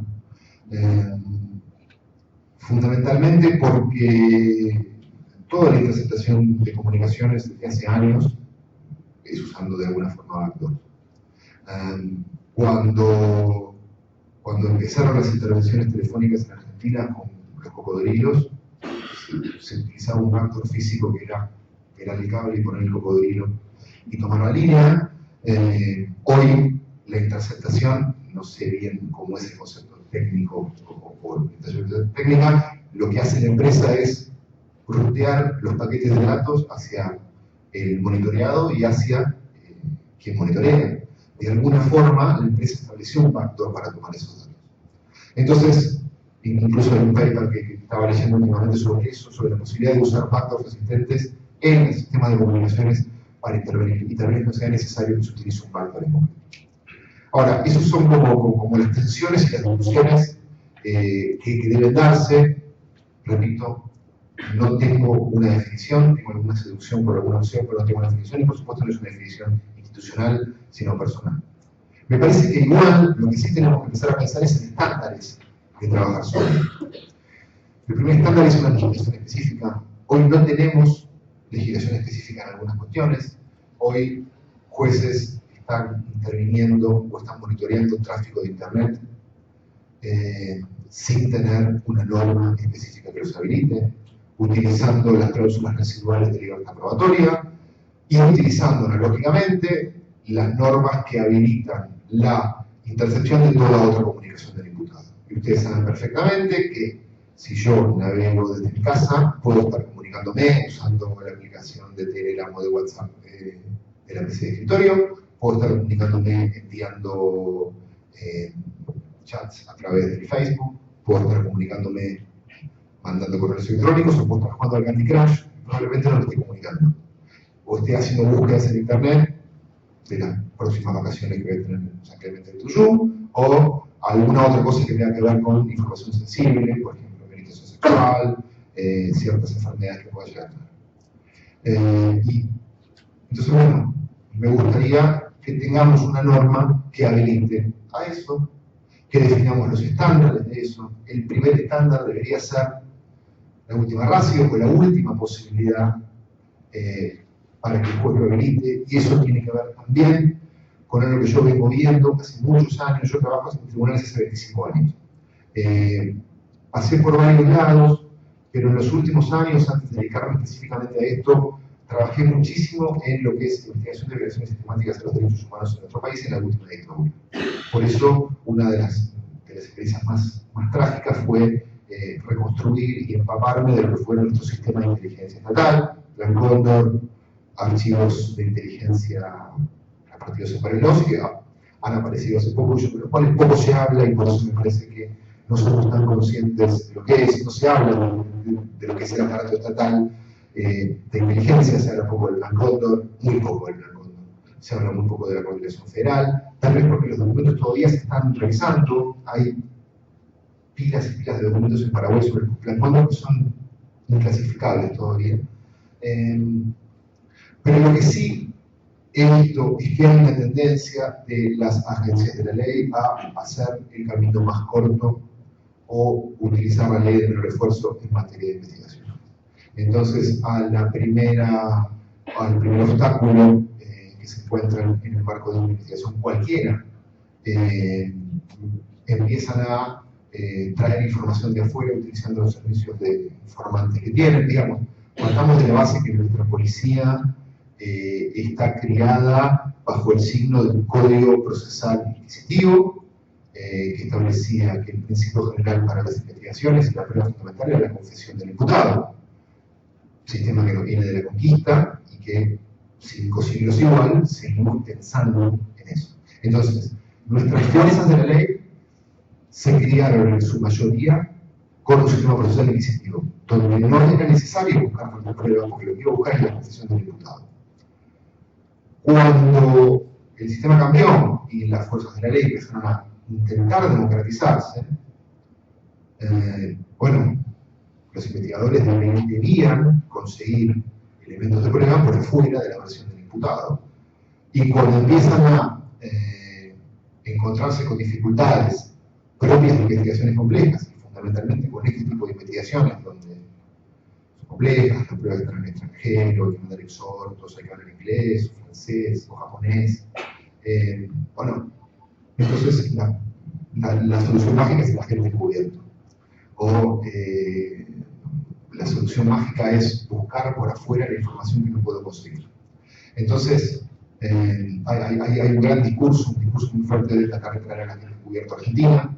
Tal vez es una posibilidad, establezcamos cuáles son los estándares, establezcamos que debería ser la única medida, que las autoridades policiales y el fiscal deberían explicarle al juez que no hay otra forma de investigar determinadas cosas, que es muy probable que pase. Me parece que ciertas redes muy cerradas de terrorismo, pornografía infantil, probablemente sea muy útil, en otros casos no. Si debemos hacer algún tipo de vigilancia de comunicaciones, debería ser la última opción. Si vamos a tratar de trabajar sobre la cuenta de correo, bueno, especifiquemos que lo único que voy a necesitar es la información básica del suscriptor o la información del contenido. Y si voy a necesitar información básica del suscriptor, tal vez en el tercer modelo es solo lo necesario. Información básica del suscriptor de una cuenta de Facebook puede ser nombre, dirección, orientación sexual, religión, estado civil, dirección de correo alternativa, teléfono, tarjeta de crédito. Bueno, ¿qué necesito de todo eso? Entonces, no solamente destruir lo que no vamos a usar, sino pedir lo que necesito, exclusivamente lo que necesito. Entonces, estamos trabajando sobre eso, incluso en formularios para darle a los fiscales para pedir específicamente lo que necesitamos. Esos protocolos los empezamos a utilizar aunque no tengamos norma. Y fundamentalmente el control judicial. Hay muchísima información que puede pedirse, incluso administrativamente, incluso por parte de las fuerzas de policía. Lo que estamos tratando de hacer es controlar esos pedidos y esa información nosotros. lo que hacen en Estados Unidos, por ejemplo, con los casos de emergencia, el EDR, el Emergency Disclosure Request, que permite, por ejemplo, que las empresas entreguen voluntariamente información de contenido cuando hay riesgo de vida hacia una persona, puede ser solicitado por autoridades policiales. Nosotros lo que estamos empezando a hacer es pedir que los EDR los hagan los fiscales, para que haya un control de estándares, más allá del control de estándares que hacen las empresas en Estados Unidos, porque es una información que entregan voluntariamente. Me parece que cuando las autoridades, cuando las fuerzas de la ley empiezan a actuar por fuera de las indicaciones de la policía, cuando empiezan a poner más criterios de última ratio, de control judicial, de buscar específicamente, me parece que es un camino por el que podemos empezar a avanzar. Me parece igual que falta mucho, por eso termino con lo que empecé. Estos ámbitos de discusión están buenos, como eran, tal vez no haya demasiadas discusiones, estos pequeños esbozos están mucho mejor explicados por Valeria al principio de la exposición, pero bueno, yo no sabía que ibas a hablar sobre esto y más o menos es el mismo camino. Lo que sí, que bueno, estamos empezando a aplicarlo de alguna forma. Bueno, ya son 26 minutos, así que me pasé 2. Les agradezco mucho. Si quieren contactarse conmigo, acá están las direcciones de correo electrónico. Y bueno, muchas gracias. Sí.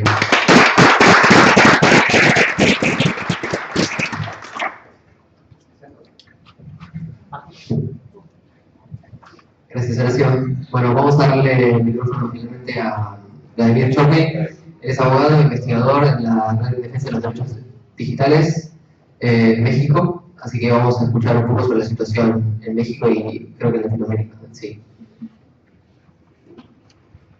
Muchas gracias. Bueno, no, de inicio agradecer mucho a Alce por la invitación, a Valeria, Alejandro y a todo el equipo que generalmente está tras bambalinas y que hace que estas cosas puedan funcionar. Bueno, en realidad vamos un poquito retrasados, sé que esto termina a las 8 y como he estado varias veces de ese lado voy a intentar ser como muy breve en las cosas que quiero decir porque creo que vale la pena respetar los tiempos. Intentaré también, para corresponder a ese reto, hacer esto de una manera un poco didáctica y que no sea tan aburrido porque sé que llevan más de una hora escuchándonos y eso también la mayoría de las veces es bastante feo. Voy a dividir lo que les quiero decir en 4 puntos muy breves. Una cuestión como de una reflexión general y contexto, una pregunta filosófica, una historia de terror o un cuento de terror que quiero contarles y algunas breves conclusiones y sobre todo dudas también que creo que es importante mucho llevarse.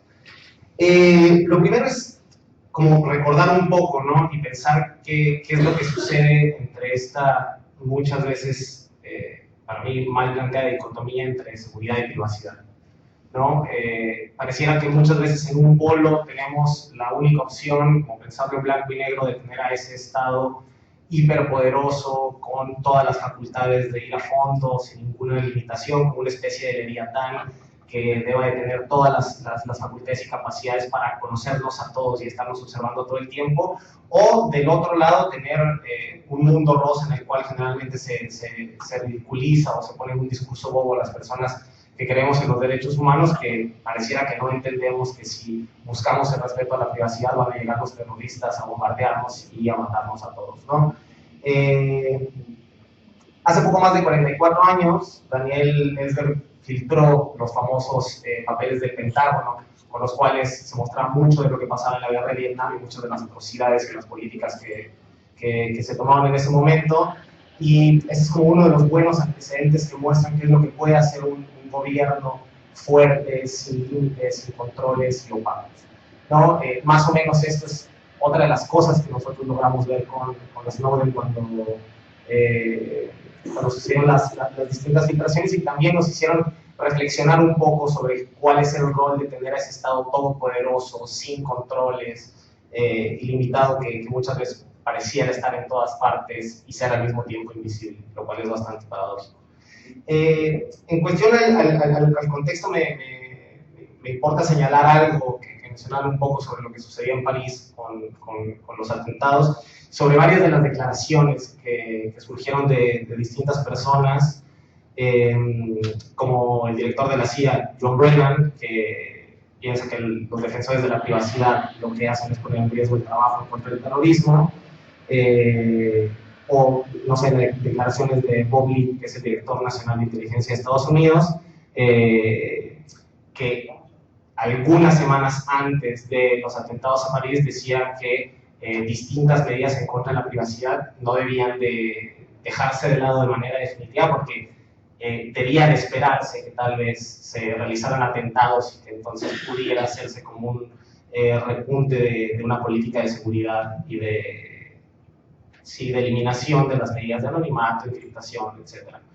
De hecho, lo que sucedió, las primeras reacciones de distintas autoridades cuando suceden los atentados es ir directamente en contra de la encriptación, algunos servicios de mensajería como Telegram, y decir que lo que sucedía con ese tipo de servicios es que promovía muchas veces el uso del terrorismo y que facilitaba a los terroristas tener contextos en los cuales se proliferaba una especie de entorno de criminalidad, ¿no? Que debían de ser atacados y debían ser censurados.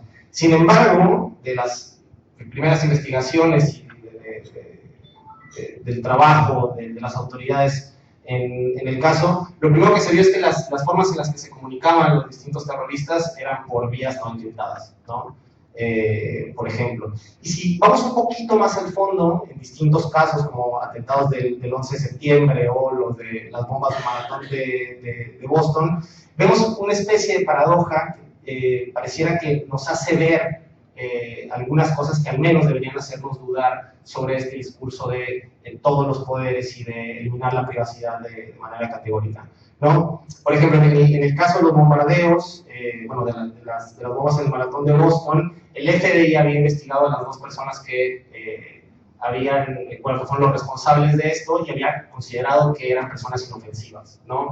Y ejemplos como ese se dan también cuando uno se pone a analizar más o menos cuáles fueron las investigaciones en torno a los atentados de Francia, donde había varias personas que estuvieron involucradas en las matanzas que ya estaban siendo investigadas y que por un descuido o por no atender una comunicación internacional en la cual se alertaba que una de esas personas era una amenaza potencial, las autoridades no realizaron digamos, su trabajo con la información que tenían, que no tenía que ver con que se traspasara o se pusiera del lado de la privacidad. Lo cual, desde luego, abre una pregunta que tiene que ver más bien con la efectividad y la gran cantidad de información con la que tienen que lidiar las autoridades y el trabajo que se tiene que hacer frente a ello en cuanto a la eficacia de la persecución de estos casos, ¿no? Por ejemplo, igual hay distintos casos que también muestran cómo los terroristas o los distintos ataques terroristas utilizan encriptación desde 1990, es decir, no es nada nuevo, como ya lo mencionaba acá un poco, y también eso es lo que, al menos a mí lo que me genera es la posibilidad de pensar que tal vez no todo se resuelve cuando tú borras la idea de la encriptación o de las otras posibilidades a favor de los derechos bajo el discurso de la seguridad. Esto es lo que me sirve, lo que busco crear con este pequeño como muestra de contexto y de mucha desmitificación de lo que se dice de repente en estos contextos, es dar paso a la pregunta filosófica. Y esto es algo, por ejemplo, en lo que Snowden ha sido como muy insistente cada vez que habla en público, por decirlo de alguna manera, y tiene que ver con pensar qué tipo de Estado queremos tener, o en qué tipo de Estados queremos vivir, y qué tipo de sociedades queremos tener, ¿no? Si nosotros rendimos el discurso de los derechos humanos, el discurso de la privacidad, que no solo tiene que ver con la privacidad, sino con la articulación de un montón de derechos más, libertad de expresión, pero también, incluso en algunos casos, salud, y desde luego otras acciones u otros derechos que tienen que ver con el desarrollo de la personalidad de las personas, si nosotros rendimos eso bajo el discurso de la seguridad que devora todo de un Estado policial, entonces hay muchas cosas a las que estamos renunciando que no se reducen a la mera idea de la privacidad. Pero eso es solo una parte. La segunda parte es que si nosotros aceptamos esto, si nosotros aceptamos un Estado policial de esta forma, un leviatán desencadenado, nosotros también estamos aceptando que le vamos a dar un poder de invisibilidad a esas estructuras, a esas autoridades para que hagan prácticamente lo que sea. ¿Por qué prácticamente lo que sea? Porque, con eso voy a pasar al punto de la historia de terror, lo que sucede muchas veces es que ante amplias facultades de vigilancia, sobre todo de vigilancia masiva, no existen posibilidades ni salvaguardas que te permitan saber cómo se está utilizando esa información, qué tantas intervenciones a comunicación están haciendo, cuántas personas están siendo geolocalizadas, qué uso se está dando a la retención de datos, y como tú no tienes la posibilidad de acceder a esa información, tampoco puedes combatirla. Entonces, tú no sabes qué es exactamente lo que está haciendo el gobierno, porque el discurso del gobierno, en parte al menos, es que esa información no puede ser revelada porque eso afectaría sus trabajos de persecución al crimen y de combate contra el terrorismo, por decir una cosa, ¿no? Bueno, un poquito de esto de la importancia de la privacidad ya lo mencionaba. No me voy a detener en el tema como de las tecnologías y de muchas cosas que ya se mencionaron también, pero sí me gustaría hacer nada más una pequeña reflexión de algo que mencionamos también en la discusión en el taller un poco más temprano, que tiene que ver con separar bien y tener claro que no es lo mismo hablar de vigilancia masiva, de seguridad informática e incluso de casos de vigilancia específica o vigilancia individualizada, ¿no? Y que cuando nosotros pensamos en esto, nosotros podríamos hacer, al menos desde una perspectiva de los derechos humanos, una afirmación categórica de que la vigilancia masiva sin controles, salvaguardas, mecanismos de transparencia, tanto estadística como mecanismos de notificación posterior, un requisito fuerte de control judicial que estuviera atado a cualquier tipo de intervención de autoridades en ámbitos de privacidad, sería necesariamente una violación a los derechos humanos, ¿no?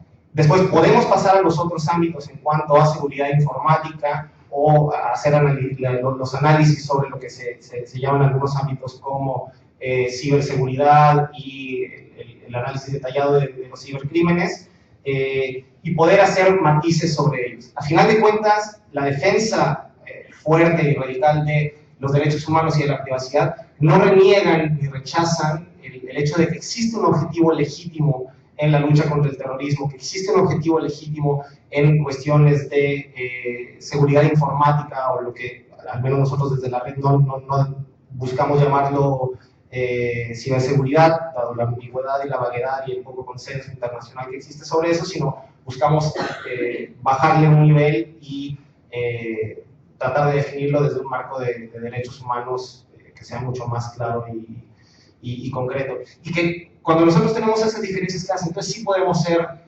mucho más categóricos en las afirmaciones que tenemos respecto a esos temas, ¿no? Pero habría muchas cosas que decir al respecto, por cuestiones de tiempo no lo voy a hacer. Creo que lo que mencionaba Valeria con el tema de los principios internacionales sobre la aplicación de los derechos humanos a la vigilancia de las comunicaciones, hay muchos estándares y parámetros que deberían de aplicarse porque son claros, pero esto a lo que me lleva es a pasar al caso mexicano, ¿no? Que puede servir como un caso de contraste de a dónde no es deseable llegar, pero que es posible llegar. Y lo quiero plantear en torno a dos aspectos. Uno que tiene que ver con la legislación y la retención de datos y la geolocalización, y el otro que tiene que ver con el caso de Hacking Team, que es esta empresa que algunos pueden saber, es esta empresa italiana que se encarga de desarrollar software y hardware relacionado con intervención, vigilancia, espionaje, etcétera, ¿no? ¿Qué es lo que sucede en México? Primero, sobre Hacking Team, y aquí quiero mostrarles algo que es una pequeña imagen sobre los tipos de gastos que se tienen en el país. México es el cliente de toda la región que más le consume a Hacking Team, ¿no? Acá como lo pueden ver, es el que más gasta. Acá no se ve muy bien, pero son más de 6,000 millones. Y lo que sucede en México, que es algo bastante interesante, para lo cual voy a utilizar de manera amable la propia presentación hecha por Hacking Team. Esta es una presentación que de nuevo hicieron ellos para hablar del gran banco y posibilidades que se tienen dentro de México. En cuanto, por ejemplo, el tema de Iniciativa Mérida, que tiene que ver con el combate al narcotráfico y otras cuestiones relacionadas con cuestiones de seguridad interna en el país, los tipos de inversiones, ¿no? La comparación de cuánto se paga desde México en comparación con otros países, la Secretaría de Gobernación, que es como el cliente número 3 de todo el mundo. Y esto que es muy interesante, en México existe una protección constitucional a la intervención de las comunicaciones privadas, en las cuales se facultan solo algunas autoridades para realizar este trabajo, como al Centro de Investigación y Seguridad Nacional, al Ministerio Público Federal y, desde luego, siempre con una autorización judicial, es decir, con un control judicial previo para esto. Sin embargo, de acuerdo a la información obtenida en las filtraciones de Hacking Team, vemos que en México existen 14 autoridades, muchas de ellas que ni siquiera tienen que ver con fuerzas de seguridad, como autoridades fiscales, o algunas que no tienen que ver con fuerzas de seguridad civil, como la Sedena, que tiene que ver con la milicia en México, que contrataron y pagaron los servicios de Hacking Team en distintas provincias. Desde luego, la autorización o las facultades que da la legislación mexicana en este sentido son obviamente solo a nivel federal, pero como pueden ver, hubo distintas provincias que contrataron los servicios a Hacking Team. Y les quiero mostrar algo que es bastante interesante, que tiene que ver con la manera en la que funcionaban las solicitudes que hacían, por ejemplo, el gobierno de Puebla, la provincia de Puebla, que es una de las provincias que tiene más problemas en cuanto a violaciones de derechos humanos, y que hacían solicitudes a Hacking Team para producir exploits, que básicamente son un archivo infeccioso que permite a la persona que entra a la computadora tomar control de la computadora, acceder a la información e incluso enviar correos desde la computadora para seguir infectando a otros, ¿no? Entonces, más o menos la forma en la que funcionaba esto: llegaba un mail de una persona, estimado, les adjunto un archivo para su revisión, de opinión legal, bla, bla, bla, daban un clic, se abrió una página en blanco que no llevaba nada, y la computadora ya estaba infectada y tenían control. Eso se hizo a un montón de personas, pero no solo opositores políticos, sino también a periodistas, por ejemplo, o a activistas, lo cual solo denota como el contexto de represión y problema que existe en México. Esto es particularmente importante porque, acá debería tener un momento porque tengo, por ejemplo, esta es una carta que llegaba a la persona que recibía el correo, que se abría con informaciones sobre universidades privadas que están haciendo distintas cosas, y que, bueno, se contaminaba. Acá está la filtración, ¿no?, en el tema, donde el gobierno, la persona que estaba haciendo la intermediación con el gobierno, pedía la creación de los documentos para infiltrar. Porque esto es una historia de terror, porque, y acá es importante el contexto que ya también mencionaban antes, esto está conectado directamente con una situación en la cual México vive una de las peores crisis de derechos humanos en las últimas décadas, en las cuales muchas veces hacer una diferencia entre los grupos del crimen organizado y el Estado es prácticamente imposible, ¿no? Hay un montón de desapariciones forzadas, asesinatos, ejecuciones extrajudiciales, y las instituciones de los 3 niveles de gobierno están directamente involucradas, sea por algún tipo de participación o por una obvia y clara omisión en la investigación y persecución de los crímenes, dado que existe un grado de impunidad del 98%. Tengo la impresión de que no voy a lograr cumplir con los tiempos, pero hay algunas cosas que les quiero mostrar con este video, que voy a poner. El audio es un video bastante divertido, que es una de las promociones de Hacking Team. Los pongo para que lo vean por 1 minuto, es cortito. You have new challenges today. Sensitive data is transmitted over encrypted channels.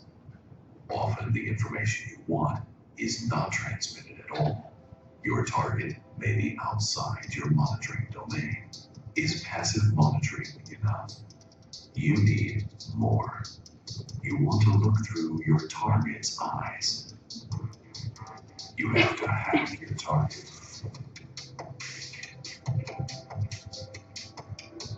You have to hit many different platforms. You have to overcome encryption and capture relevant data.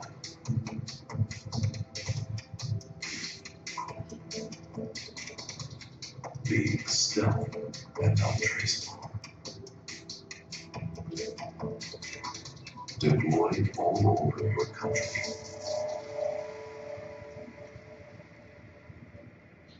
Exactly what we do. Control system Galileo. The hacking suite for governmental interception. Rely on us.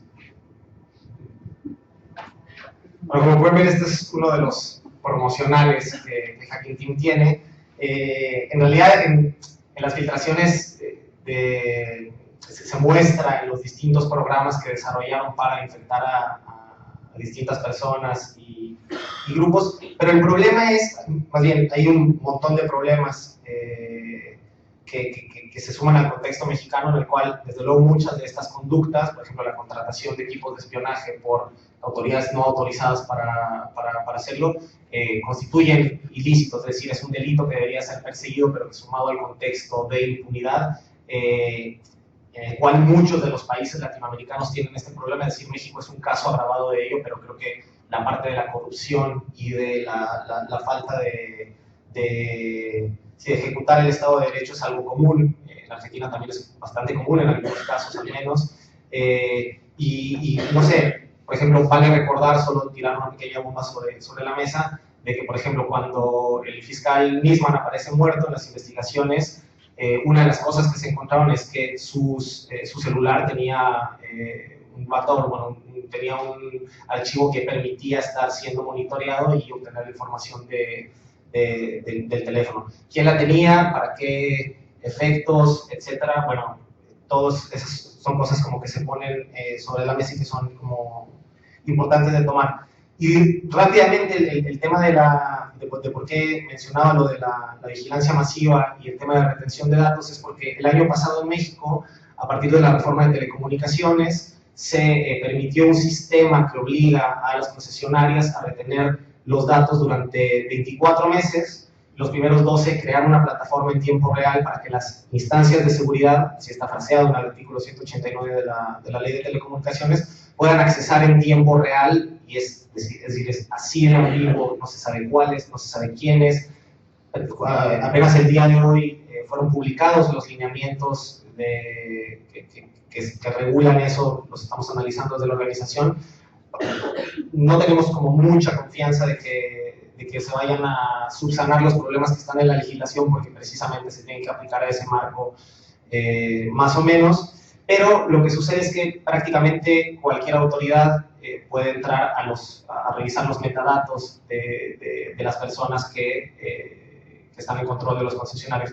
Y uno de repente se pregunta, ¿por qué le damos tanta bola? ¿Por qué es tan importante para nosotros pensar en los metadatos? Y como lo mencionaron un poco, lo que sucede es que muchas veces los metadatos reflejan mucho más de lo que reflejaría escuchar una conversación telefónica. No refleja con quién te ves, con quién te encuentras, qué lugares frecuentas, con qué frecuencia vas a esos lugares, y eso, al final de cuentas, lo que muestra es si tú tienes un tipo de relación con una persona, si eres creyente o no eres creyente, si profesas algún culto porque asistes a ese, si tienes una enfermedad de transmisión sexual o una enfermedad degenerativa, toda información de un carácter hipersensible que está relacionada con los derechos humanos y con las libertades de las personas, y que cuando nosotros renunciamos la privacidad y las libertades al discurso de la seguridad y al discurso del Estado policía, lo que estamos haciendo es permitir que más o menos un ente invisible que no está sujeto a ninguna cadena se coma y pueda utilizar estos datos de manera discrecional. Y si hay algo que nos dice el discurso de los derechos humanos, al menos desde esta perspectiva, es que por más que tengamos un contexto de violencia y que reconozcamos que es legítimo el objetivo del combate contra el terrorismo, contra el narcotráfico y contra la criminalidad organizada, dar rienda suelta a esto implica renunciar a un sistema democrático y implica renunciar a nuestras libertades. Y por eso lo planteaba desde el tema de una pregunta filosófica. Yo con esto cierro. había algunas otras cosas que decir, pero creo que ya no hay tiempo y creo que no logré mi cometido. Son las 8:05, así que, bueno, gracias.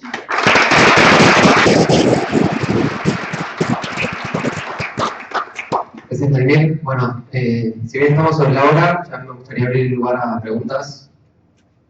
2 o 3 preguntas concretas y sin demorarse mucho. Perdón, porque voy a hacer algo que no debería hacer, que es hacer una introducción a la pregunta, cosa que a mí me molesta muchísimo cuando me preguntan esto en la perorata anterior, pero lo voy a hacer igual.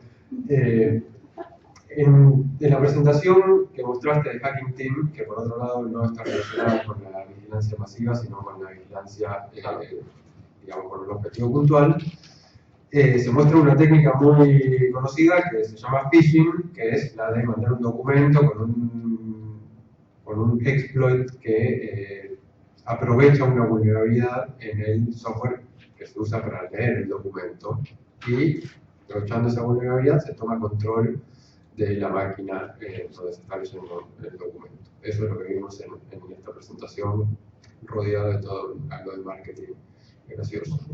Pero en la esencia es esa. El tema del que no se habla, en general, cuando se discute esta cuestión, es por qué eso es posible. Y eso es posible porque el software que se hace para leer ese documento está plagado de bugs. Y entonces es posible que alguien, como las personas de Hacking Team, hagan un exploit para entrar a una computadora cuando simplemente uno abre un PDF. Entonces, la pregunta, después de toda esta introducción, es ¿de qué manera se puede atacar la raíz del problema? No estoy hablando de vigilancia masiva, que es un tema distinto, pero en estos casos, ¿de qué manera se puede atacar la raíz del problema y no, digamos, algo que viene mucho después, que es el que hace el exploit para entrar en una computadora aprovechándose de un bug que no debería existir en un principio?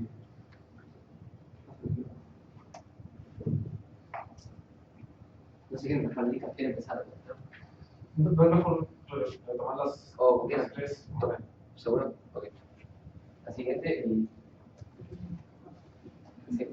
Sí. Hola, sí, bueno, mi pregunta es para el fiscal Azorín. Uno de los ítems de la presentación era el tema de los estándares.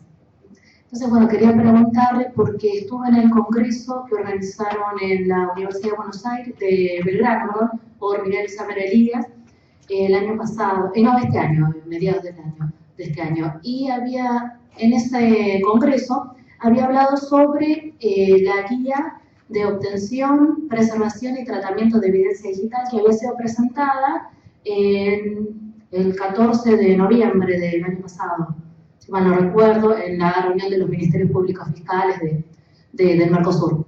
Entonces, bueno, quería preguntarle respecto a esa guía, si está operativa, si está disponible, bueno, quiénes la habían confeccionado, bueno, sobre ese tema, más que nada. ¿Una pregunta más? Perdón si hablo un poquito de Spanish. Mi pregunta es para Horacio. Me interesa mucho como un check por el lado judicial, pero también te quería preguntar si hay algún movimiento de mejorar los checks del público en general. Ella estaba hablando, Valeria estaba hablando de la comisión bicameral, que yo la veo muy limitada porque solamente tiene los documentos del propio cuerpo que tiene que monitorear. Así que quería preguntar si hay algún, no sé, movimiento hasta más transparency.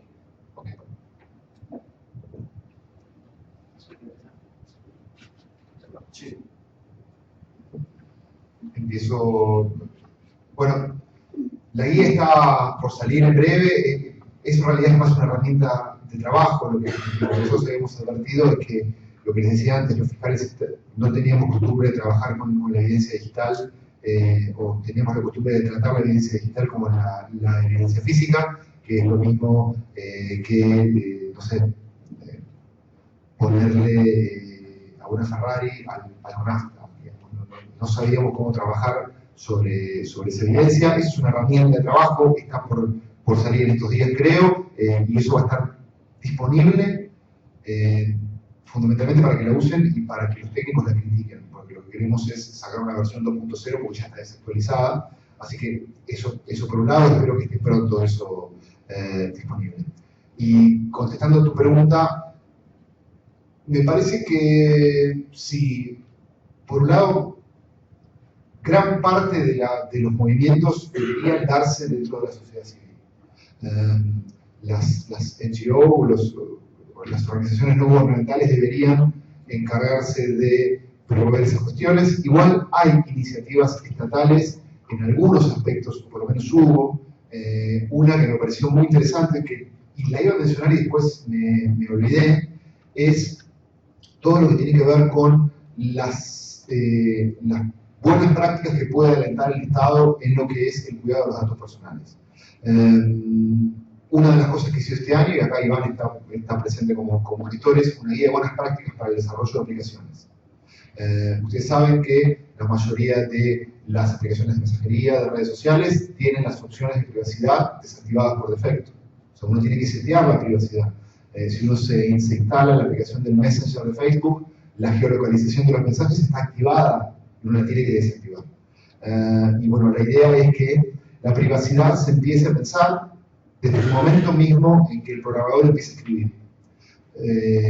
Me parece que desde el Estado podríamos trabajar muchísimo más sobre eso, si es un interés estatal.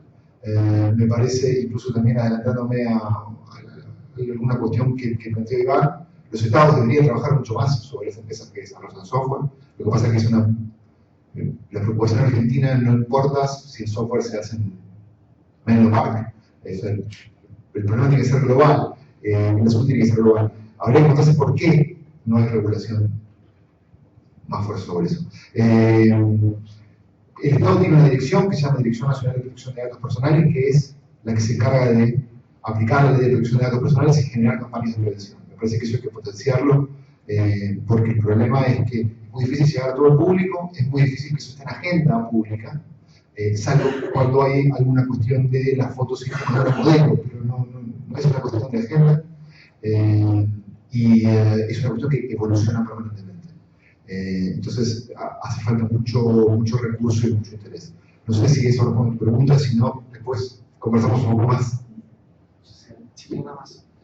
No, de lo que preguntaste, cómo hacer para solucionar esos problemas o trabajar ahí, a mí siempre me genera como simpatía esta respuesta a preguntas complejas de que uno no tiene una receta mágica para hacerlo, ¿no? Y desde luego que no existe, si tiene sentido responder eso. Pero creo que sí hay malas respuestas para algún tipo de preguntas, y creo que las que tienen que ver con mantener las cosas como están, con los discursos de seguridad y como concentración del poder, con autoridades fuertes, sin controles, etcétera, son malas respuestas que se tienen que abandonar. Y te daría algunas que creo que pudieran ser mejores respuestas, no sé si son las correctas. Pero una, y la mencionábamos cuando platicábamos hace rato en el taller, tiene que ver con la tecnología.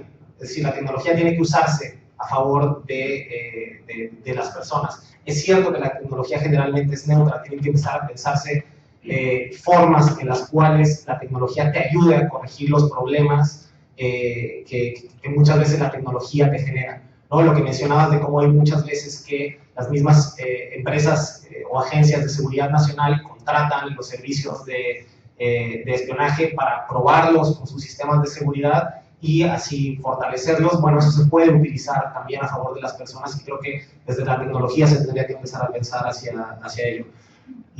Otra respuesta que creo, es decir, creo que son complementarias, no son excluyentes, no creo que una por sí misma resolviera el problema, pero otra que tiene que ver es con un cambio total de cultura jurídica. Es decir, si nosotros seguimos estando en sistemas democráticos, entre comillas, en los cuales la corrupción sigue siendo generalizada, como lo es, la impunidad sigue con altos índices como los tiene, al menos en el caso de México, y con los cuales muchas veces existe esta creencia de que, bueno, no pasa nada, sí son violaciones de derechos humanos, pero fueron pocas. Todo eso es muy difícil que las cosas mejoren, y o sea, si nosotros nos tomamos el Estado de Derecho en serio, nos tomamos los derechos humanos en serio, nos tomamos las responsabilidades que el Estado y en algunos casos los particulares deberían de tener por violaciones a derechos humanos de este tipo, entonces las cosas podrían empezar a cambiar. Esa sería una segunda. Pero la tercera también tiene que ver con la cultura cívica, ¿no? Es decir, ¿qué hacemos nosotros como sociedad? ¿No? Una cuestión de educación en cuanto a lo que sucede con la compartición de datos personales en ciertas plataformas, con cuestiones mínimas de utilización, con cuestiones mínimas de saber cómo funcionan o tener algunas cosas. Eso también es importante, ¿no? Si las personas toman en serio su privacidad y los derechos, las cosas serían distintas, porque también desde la sociedad civil muchas veces tiene que apretarse y presionarse al gobierno para que las cosas se modifiquen. Y otra que yo también, esa sí la suelto con una convicción fuerte, aunque pudiera estar equivocado, es que uno tiene que transparentar al poder. Si tú no transparentas al poder, y eso también lo puedes hacer de distintas maneras, pero si tú no transparentas al poder, el poder probablemente te va a comer, ¿no? Y si se mantiene invisible, te va a devorar por completo. Yo creo que esas son algunas. Siguiendo con la línea de comentario de Horacio y tu pregunta original, desde ADC y junto con otras ONGs estamos trabajando en lo que es la Iniciativa Ciudadana para el Control de los Sistemas de Inteligencia. Hace tiempo se inició, pero ahora en lo que es 2016 vamos a seguir trabajando más y va a haber públicamente mucha más información. Así que nada, estén atentos que vamos a seguir trabajando en eso. Nada, agradecerles a todos por haberse quedado con nosotros y gracias a los panelistas por sus presentaciones.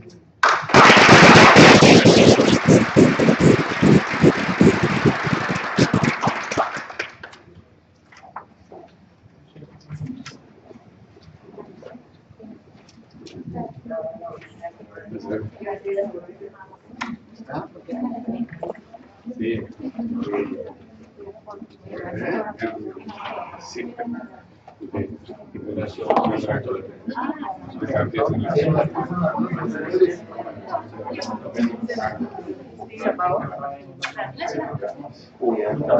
No, creo que está bien. No, solamente. No